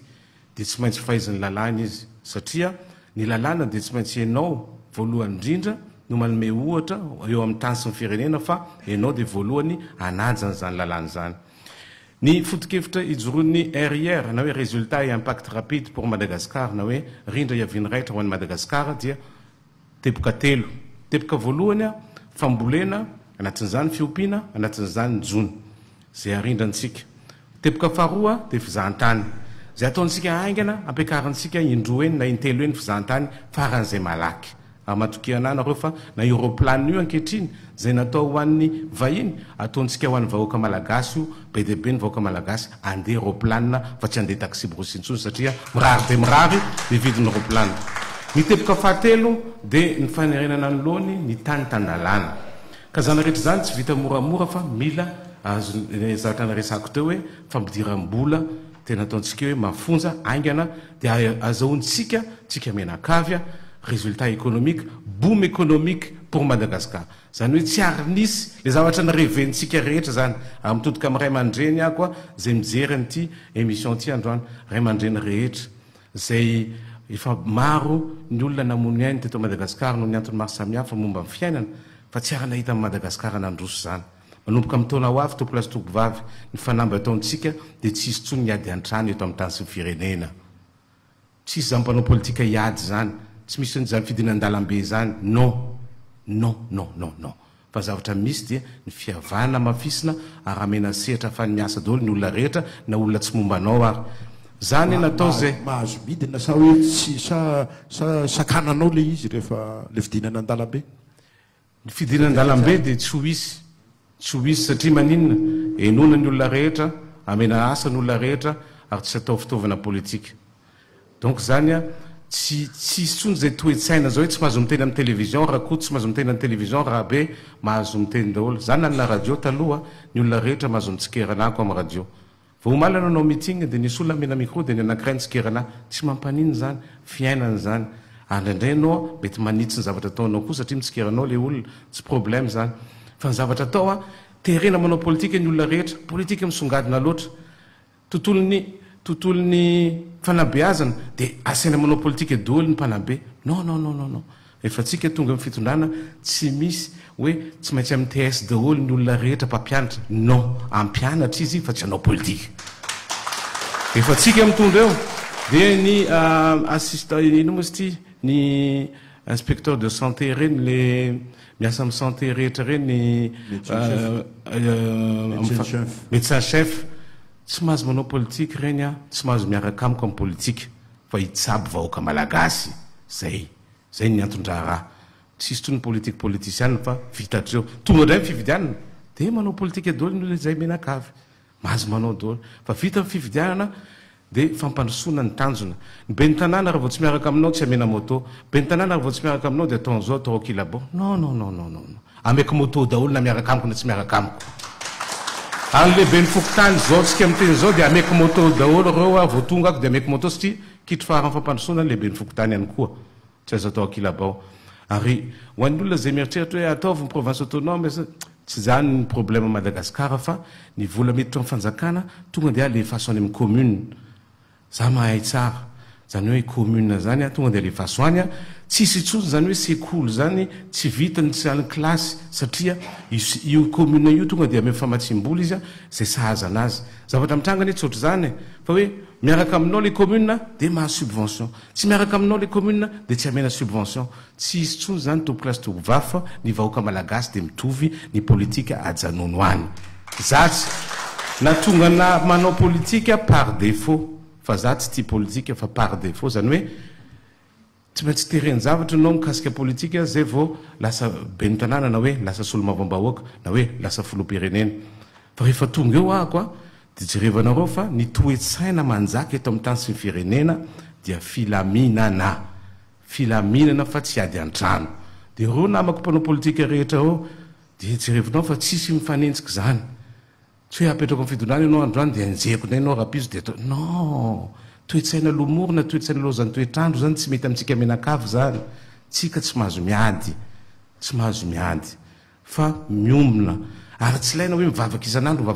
nefa aveo miady non tsy mety zany aloha fa endrena no manjaka eto amin'ny tany sy ny firenena zay ny zavatra enditsika manomboka amin'ny taona ho avy toplazy tokovavy mbola manam-potoana ve mbola manana 10 minitra be zao hotoizanao ve sa hiato kely anao hiato kely ako a dia amizay jerevako hoe inona le point mafisiko ya candidat Ema Rasolo Voangy mbola manana 9 minitra latsaka 2 minitra ianao a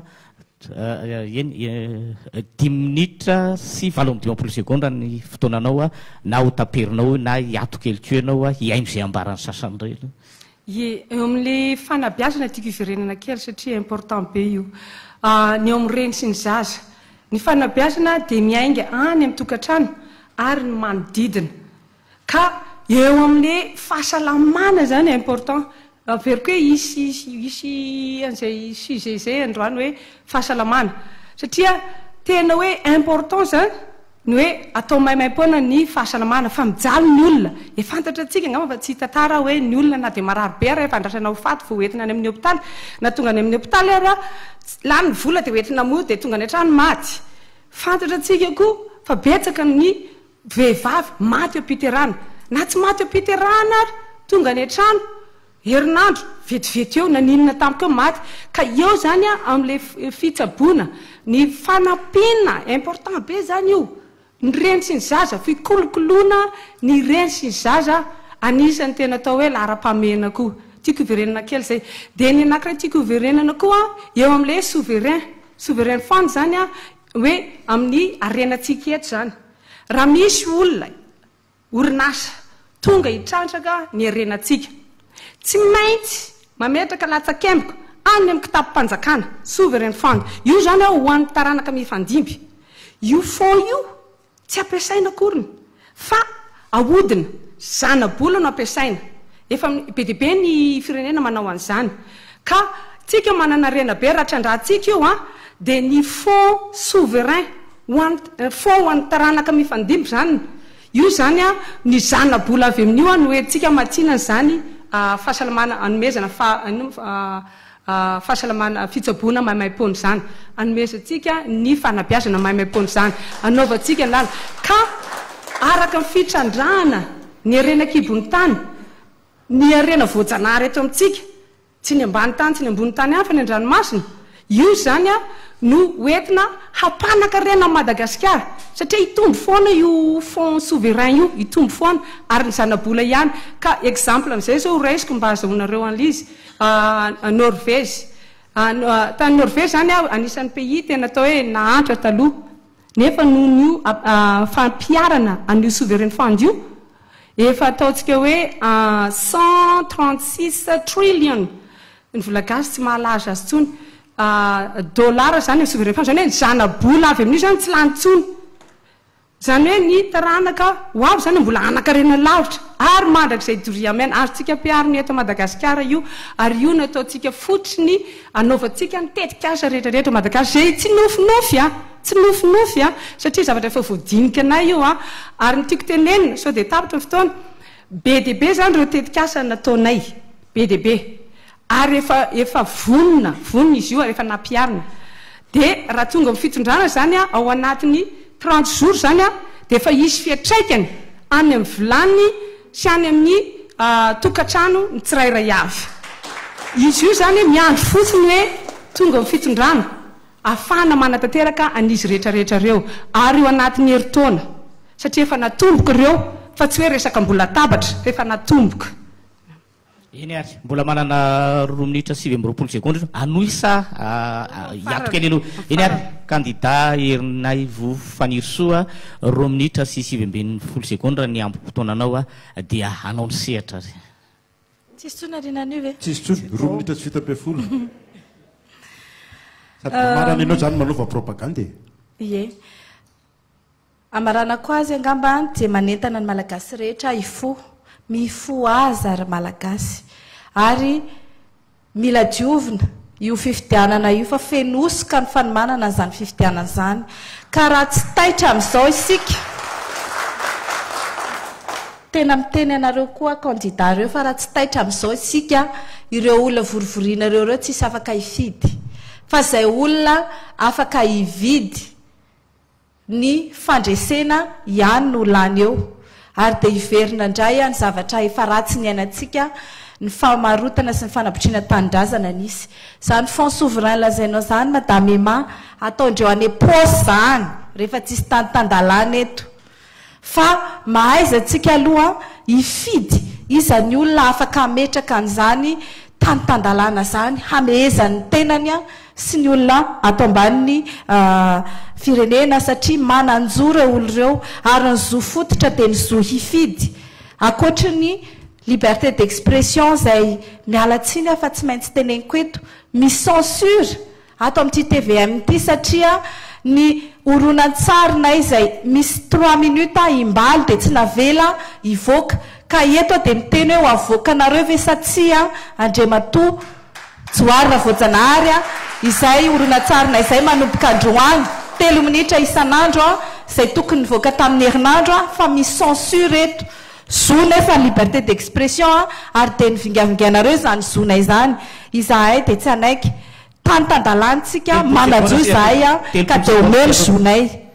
30 sekondra mila olona vonina sy vanina Madagasikara ary ny tenako Fanirsoerneve numéro 24 zany miandry ny fanadiovana ny fifidianana de ahafanareo mifidy izay hitondranareo any amin'ny fampandrosoana.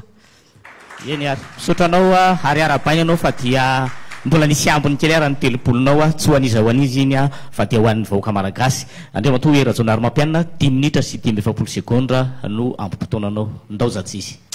Ny sorako andreto namako candidat reto aloha dia zao hoe misy hevitra nge zay efa natomboko ny tanterahana zay raisindry zareo ihany ary raha ny tena foto-kevitra fototra aza dia saika voateniteny teo daholy ny zavatra rehetra zay efa natomboka. Ampandritretena no ilazako fa betsaka ny zavatra efa natomboka amin'ny zavatra nyteneniny teo. Zareo zany mbola voanomboka, mbola voaeritreritra nomboka, itsika efa niasa ary efa nahita vokatra ray ampandritretena ny ilazana an'izany zavatra izany. Misy ny tao anaty fitondrano, nisitra tao anaty nampitsara range ao anaty fitondrana nge za mpitsara izany fa ozy aho hoe engany ny izao ilatsahany zao amporisika azy reo zany bebe kokoa eo amin'ny zay atao. Za de te laza fa raha fahalalahana tamin'ny fotoana zay nitondrako tsy mbola nisy ohatran'izany ny fahalalana teto amin'ity fireneny ity. Afaka niteny daholo na ny olona tsy tokony teny ary na ny olona ny opefy ary eo amin'ny sehetry ny asa zay misy azy tena vela niteny daholo ary tsy niferana mihitsy tamin'izany zavatra zany. Tamin'ny fotoana nitondrako tsy nisy gadra politika na ray ary, tsy nisy exilé politika na ray ary tamin'ny fotoana zay nitondrako teo. Zany mbola iriko toizany satria ny foto-kevitra dia hoe tsy maintsy ao anatin'ny fihavanana no ampandrosoana ity fireneny ity. Ary zany nampiseho voalohany an'izany amin'le fanarahana ny lalàna sy ny lalam-panorenana. Zay ny zava-dehibe. Itsika mpitondrana misehatra misy atsika aza miresaka filohan'ny repoblika fa misehatra zay misy atsika manana andraikitra isika. Fa za mba te hitodika amin'ny maro anisa satria ny asa raha te hampandrosa Madagasikara, te hanova Madagasikara efa nresaka te amin'ny fampianarana fa indrindrindrindra mitodika amin'ny ara-toekarena amin'ny tatsaha maro anisa zay ianareo no iasako isan'andro andro manalina. Ary ny asa rehetra ny programma n'asa rehetra, fanamboarana barage, fanamboarana lalana, fitariana rano ho an'ny tantsaha efa miakatra zao ny vokatra. Za tsy nilaza mihitsy hoe ary mandainga zay nilaza an'izany hoe tsy mahatra tsony malagasy mandainga zay milaza an'izany fa efa miakatra ny fanantenantsika satria tamin'ny 5 taona 3 tapitrisa taona ny vary vokatra zao efa 4 tapitrisa taona. Zany mahatonga samy laza fa afaka 2 taona raha mitoy zany misy ny fitoniana hotratratsika ny falevatena arabary. Ka dia zao tokony anoy isika, tokony amafisina mijoro aza mety horesy ny fampiororona be loatra ny fampiororona ara-tsaina, ara-tena, ara-boly eto amin'ity fireneny ity. Za dia samy laza aminao fa mijoro anohatra any rehetrarehetra ireny. Zany efa nanomboka nitarika ny ady amin'ny kolikoly, zany efa nanomboka nitarika ny ady amin'ny tsy fahamarinana ary za miteny foana fa raha misy ilaina eto amin'ity fireneny ity ady amin'ny fanajana ny lalàna ary ndrehetra dia ao anatin'izay fanajana ny lalàna zay fa ny tena zava-dehibe dia ny fitiava-tanindrazana. Mbola iverenako rehefa aveo satria io no anisan'ny voizin'ny candidat faharoa ambin'ny folo numéro 12 Rajonary Mampianina fa rehefa aveo avy mamarana azy. 2 minitra sy 12 sekondra zany mo amarana ho azy rehefa aveo ny candidat Randriamora Satasolo Norbert 3 minitra sy 17 sekondra no anjara fotoananao farany. Ny atoko politika ideko makany MTB moa dia efa manana ny drafitra ara-politika économique social culturel talohany ny namban'ny politika sy ny akarany teo ampitonana tany repoblika faharoa ary efa naperina ny ampahan'izany mpitingo amin'ny foto-kevitra tsilo dia fahamarinana, fakatiavana, fandripahalemana, zay ny foto-kevitra ijonay ary iantsonay mivoaka malagasy ampiarina sy ampanjakana eto amin'ny tany sy ny fanjakana eto Madagasikara. Fahamarinana aminay dia mifijerevana ny tombotsoa ny be sy ny maro fa tsy ny fitiavan-tena. Raha io ny tanteraka dia tsy ho tahaka izao ny firenentsika ary tsisy ny ahantra. Ny fakatiavana dia ny mity manasoa tsy mila tambiny. Zany dia zavatra efa nataonay zany a indrindra tamin'ny fanasoavana nireo ankizy mpianatra sy isan-karazany zanaky ny mpiambana eranosy ary indrindra ny fanampiana ny fanaovana asa iombonana zay natafaboaka tanteraka andreo mpiambana ao aminy. Ny fandriam-pahalemana indray aminay dia tsy hoe rehefa tsy misy ny dalo, tsy misy tsony ny alina, tsy misy tsony zao fa raha mbola misy ny azakazaka raha-tosika ny tsindrim-pahalavo dia mbola tsy misy fandriam-pahalemana zany eto an-tany sy ny repoblika malagasy. Noho zany a dia miantso ny vahoaka malagasy zany zay a vahoaka mba hiakatra eo amin'ny fitsinana am'izay ny demokraty kristianina zay ijoronay zay miombona miara-dia amin'ny demokrasia kretianina eran-tany zay afaka manona sy manampy atsika amin'ny lafiny rehetra zay voalazantsika sy zay olona rehetreo zay maronisy rahatio amin'ny parlementaire européenne ny demokraty kretien. No zany zany a dia manainga atsika zany mba hiova rafitra indray tsika, hiova rafitra tanteraka fa tsy fanavahana olona fa fanavahana rafitra. Zay ny takin'ny document-intépère hitarina mivoaka mba handray anjara amin'ny fifidianana. Manamafy eto aho ny zavatra hita tamin'ny fifidianana président république farany teo tamin'ny 2013 dia fito tapisisa mery mifidy, efatra tapisisa nosoratra an'azy, efatra tapisisa mery kely fotsiny no nandray anjara. Natao fidina faharoa dia roa tapisisa ihany mery kely no nalany ny filohan'ny république tamin'izany. Ny document-intépère mihitsy no nandefa taratasy voalohany tamin'olo tadidina hoe kely loatra miarabanao andre matoa filoha mba kely loatra nisanao tokony anao coalition anao nanao ananepanao tsy nisy ny coalition fa dia hoe ny fanangana ny SVM ny nataonareo dia safidinareo ny politika anareo ka noho zany zany mba tsy hisizany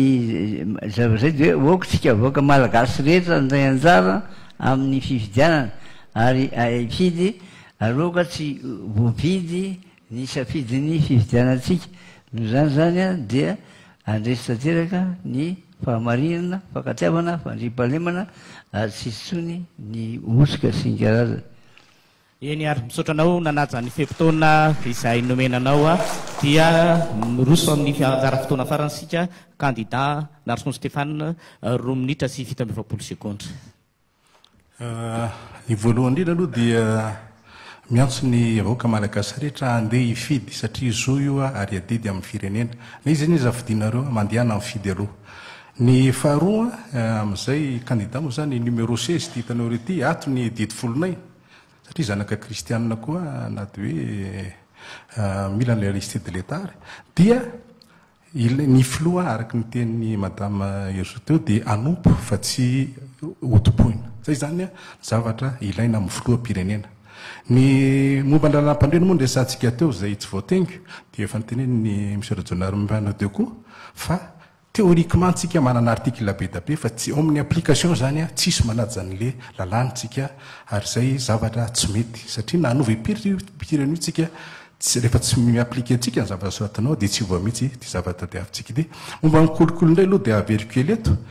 ny ialana mikolokolo keo a ohatra ny any am-pianarana ihany raha manaja tena ny mpampianatra dia endry mimpianatra ka raha ohatra tsy manakolokolo ny mpitondra tsisy manakolokolo tsony ny mponina satria modely anankiray a misy izany. Amin'ny fitrandrahana indray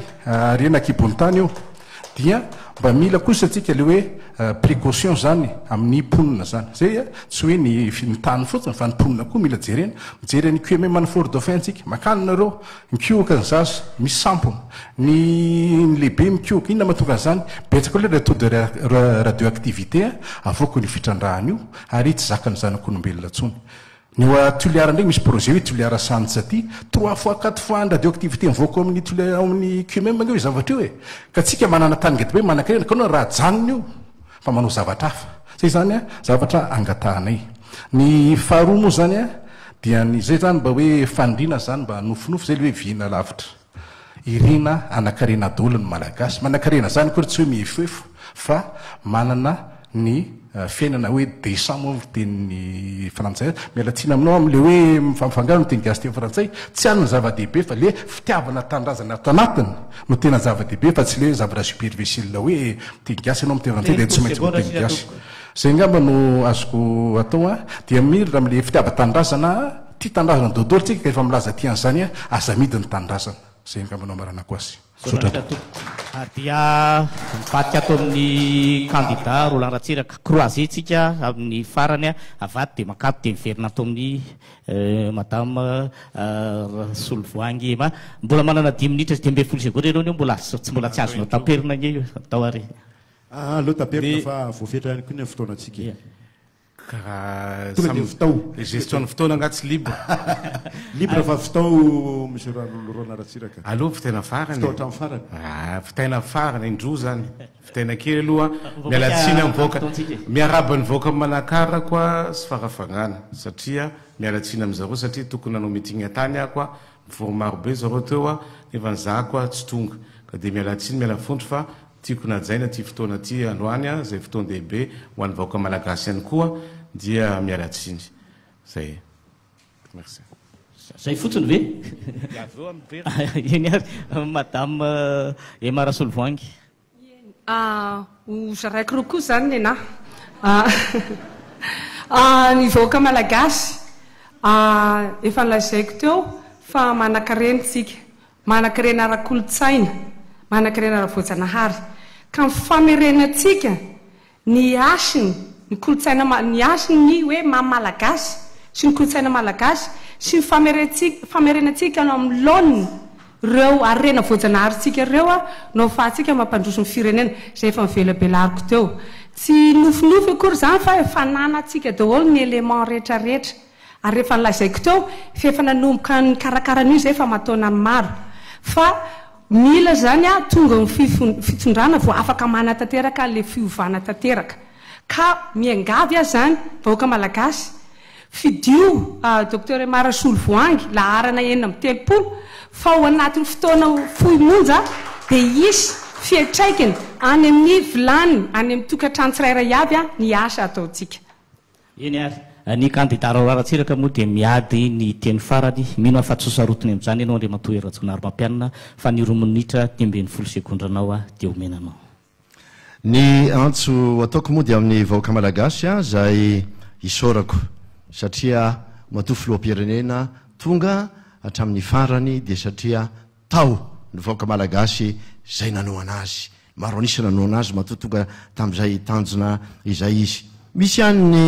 mety mitsy valapandry fa ray aman-dreny ny firenena tsy nanasazy an'ireny araka ny teniko teo tsy nanagadra an'ireny tsy nampitsoka an'ireny teto amin'ny firenena fa dia nitarika ny rehetra foana hoe mila fanovana toetsaintsika mila mijery lavitra isika ary zay ny napetrako tamin'le vina ny fisandratana hoe mila mijery lavitra isika fa tsy mitovy lay atao hoe tombotsoany mpanao politika zay tsy mijery afa-tsy ny foiezaka sy ny anio sy ny apitso any sy ny fampandrosoana ny firenena zay tsy maintsy mijery lavitra mijery fampianarana mbola miverina ako amin'ny fampandrosoana ny fambolena sy ny fiopiny zany natonga ny sikiponitra nanao barazy 700 manerana Madagasikara ary mbola mitoy zany am'izao fotoana izao zany natonga mbola nijery ny reny sy ny zaza tamin'ny fametrahana ny reny le hoe toeram-pandidiny reny misy 3 manerana ny Madagasikara zany nametrahana andreny toeratsekoly maro manerana fireneny reny ary mba de teny amin'ny professeur hoe isan'andro ange tamin'ny andro fianarany ka misy any amin'ny eninetsy isan'andro professeur nomena sakafo reny ankizy any amin'ny fanabeazana fototra ireny ezaka ngezabe zany betsaka ny ezaka zay efa ataontsika ihany ko eo amin'ny lafiny herinaratra eo amin'ny lafiny famatsiana rano eo amin'ny lafiny lalana ary zany rehetrarehetra zany no tanteraka de zao misy fifampitokisanao misy fampitokisana mpiara-mombonantoka eto toerana aloha satria eto toerana no etaniko betsaka manambola eto etaniko anareo etaniko ny tanora iray fo teo ny professeur milaza hoe aiza ny classe moyenne reo le tanora ao anatin'ny sehatry nouvelle technologie reo eo fo anatin'ny classe moyenne ka raha ifidy ianao de zao fidio ny isa fa 12 le numéro 12 efa manantraika efa napiseho fa nahavitana ny totofanara iseho zany fa tsy afaka ho totofana foana zany ary dia ao anatin'ny vina mazava misy fampandrosoana nitondrany ny firenena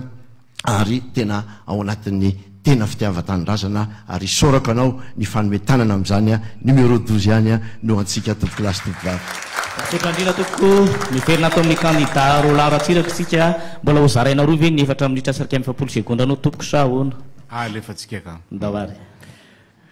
tompo klasy tompovavy tonga le fotoana ahafahantsika misafidy no avitsika tsy tokony ho gaga tsika hoe filoham-pirenena zay tsy niampozotsika indray no lany eo dia anenina indray fa eo am-pelantanantsika no avy Madagasikara ka mitodika amintsika rehetra ako mitodika amin'ny vahoaka malagasy tsy vaky volo mitodika amin'ny tompon'andraikitra rehetra na ara-panjakany zany na tompon'andraikitra isa-paritra na tompon'andraikitra isa-pokotany na tompon'andraikitra isaky ny commune ampelantanantsika no avitsika mbola vitantsika manarina nyty Madagasikara mamitsika ity ary mangataka aminareo mba hijery tsara ny fomba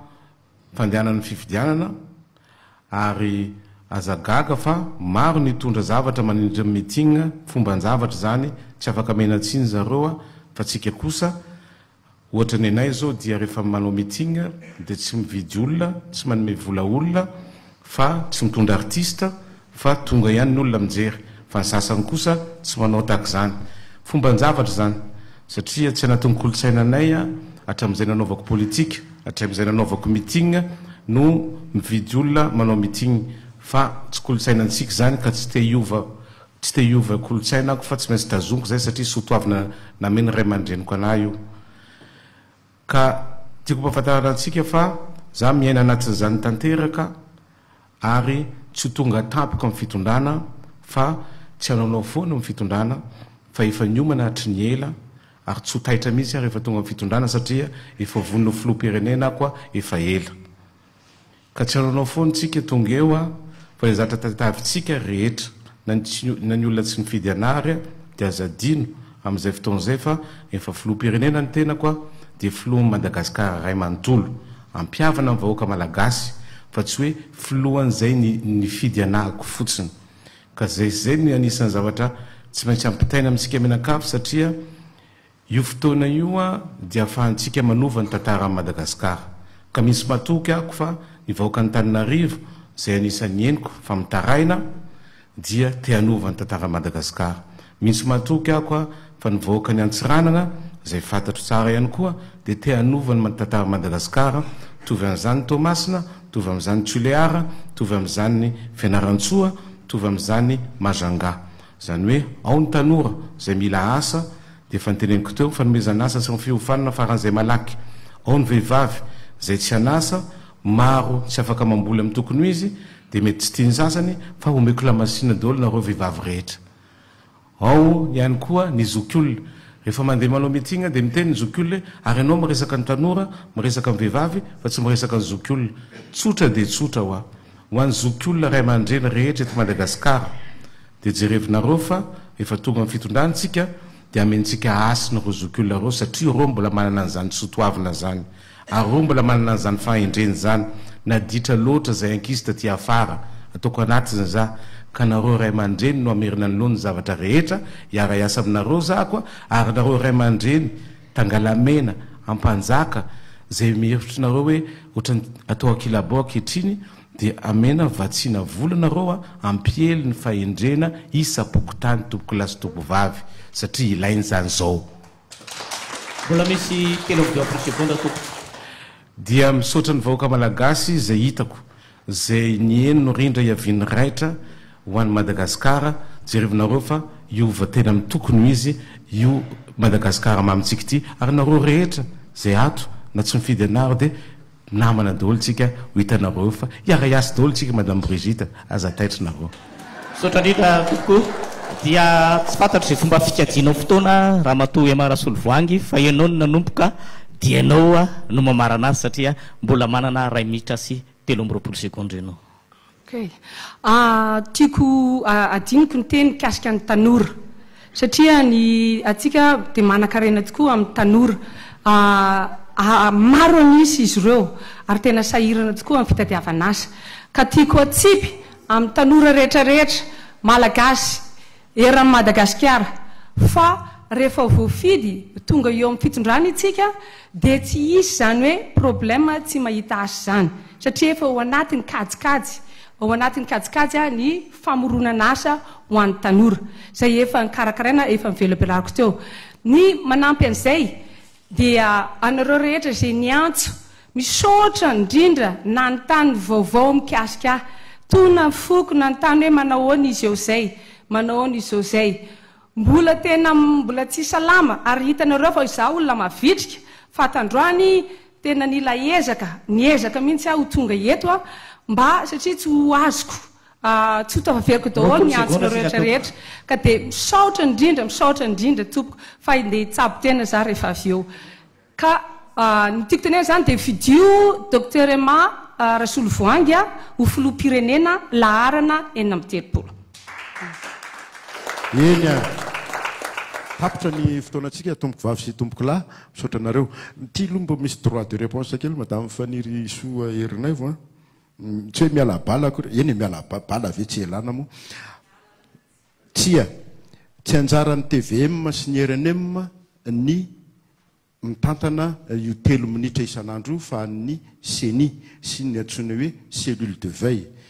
veille dia ahitana ny CENI ORTM ary ny ministère ny serasera sy ny fifandraisana amin'ny androm-panjakana tsisy idiran'ny TVM sy RNM fa zay tapaka ry zareo no alefanay fotsiny ka any ianao miady fa tsy any amin'ny TVM sy ny RNM akory mikasika niny fandarana quotidienne ino hoe émission quotidienne sy ty hoeny avoloa ty koa dia alako tsiny an'Andriamatora Jonary Mampianina noho ny tsy fandehana n'ilay chronomètre anao kanefa dia voafehantsika ihany no le izy ialana tsiny fa hoarenina amin'ny manaraka eny ianareo moa tsisy iverina eto tsony zany fa dia olo lafa indray no avy eto amin'ny manaraka tsy aivina ihany fa fandarana anaky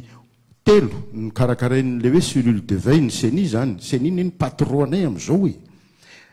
ty hoeny avoloa ty isaky ny sabotsy sy alahady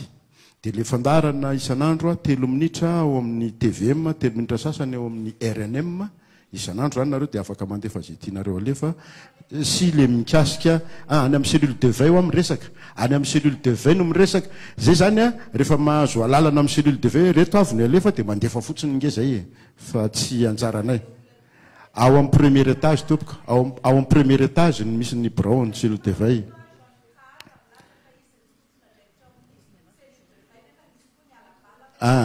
eny fa manomboka rapitso dia misy ny émission payante zany hoe mba mando volonareo ataon'ny TVM sy RNM mandefa sport nareo telo rabe indrindra isaky ny candidat isan'andro dia mandefa asa clip raha indray mandeha isan'andro azonareo lefa dia manana 10 minitra koa ianareo isan'andro zay tianareo alefa ao zay zany mando vola indray zay fa le any CENI maimaipona ny any CENI maimaipona tapitra ny fotoanantsika ahoana izy madame Faniry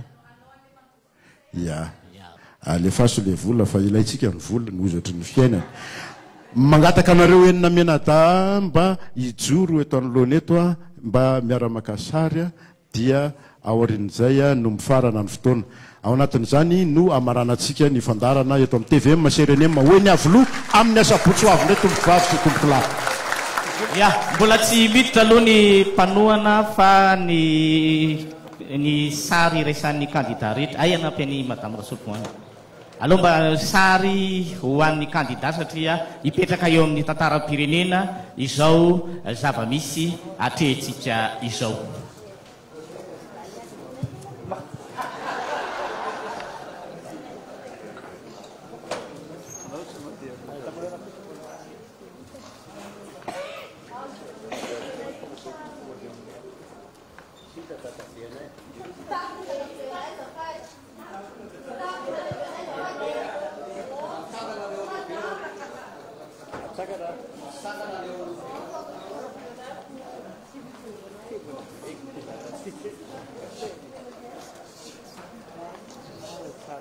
Eny ary dia makasitrakatsika rehetra toko ny fandarana manaraka amin'ity hoe ny avoloha ity dia amin'ny asabotsy 20 oktobra ary dia candidat hafa enina indray zay mametraka ny mandrapitafa ho an'ny mpijery ny televizionna malagasy sy ny mpiamin'ny radio Madagasikara.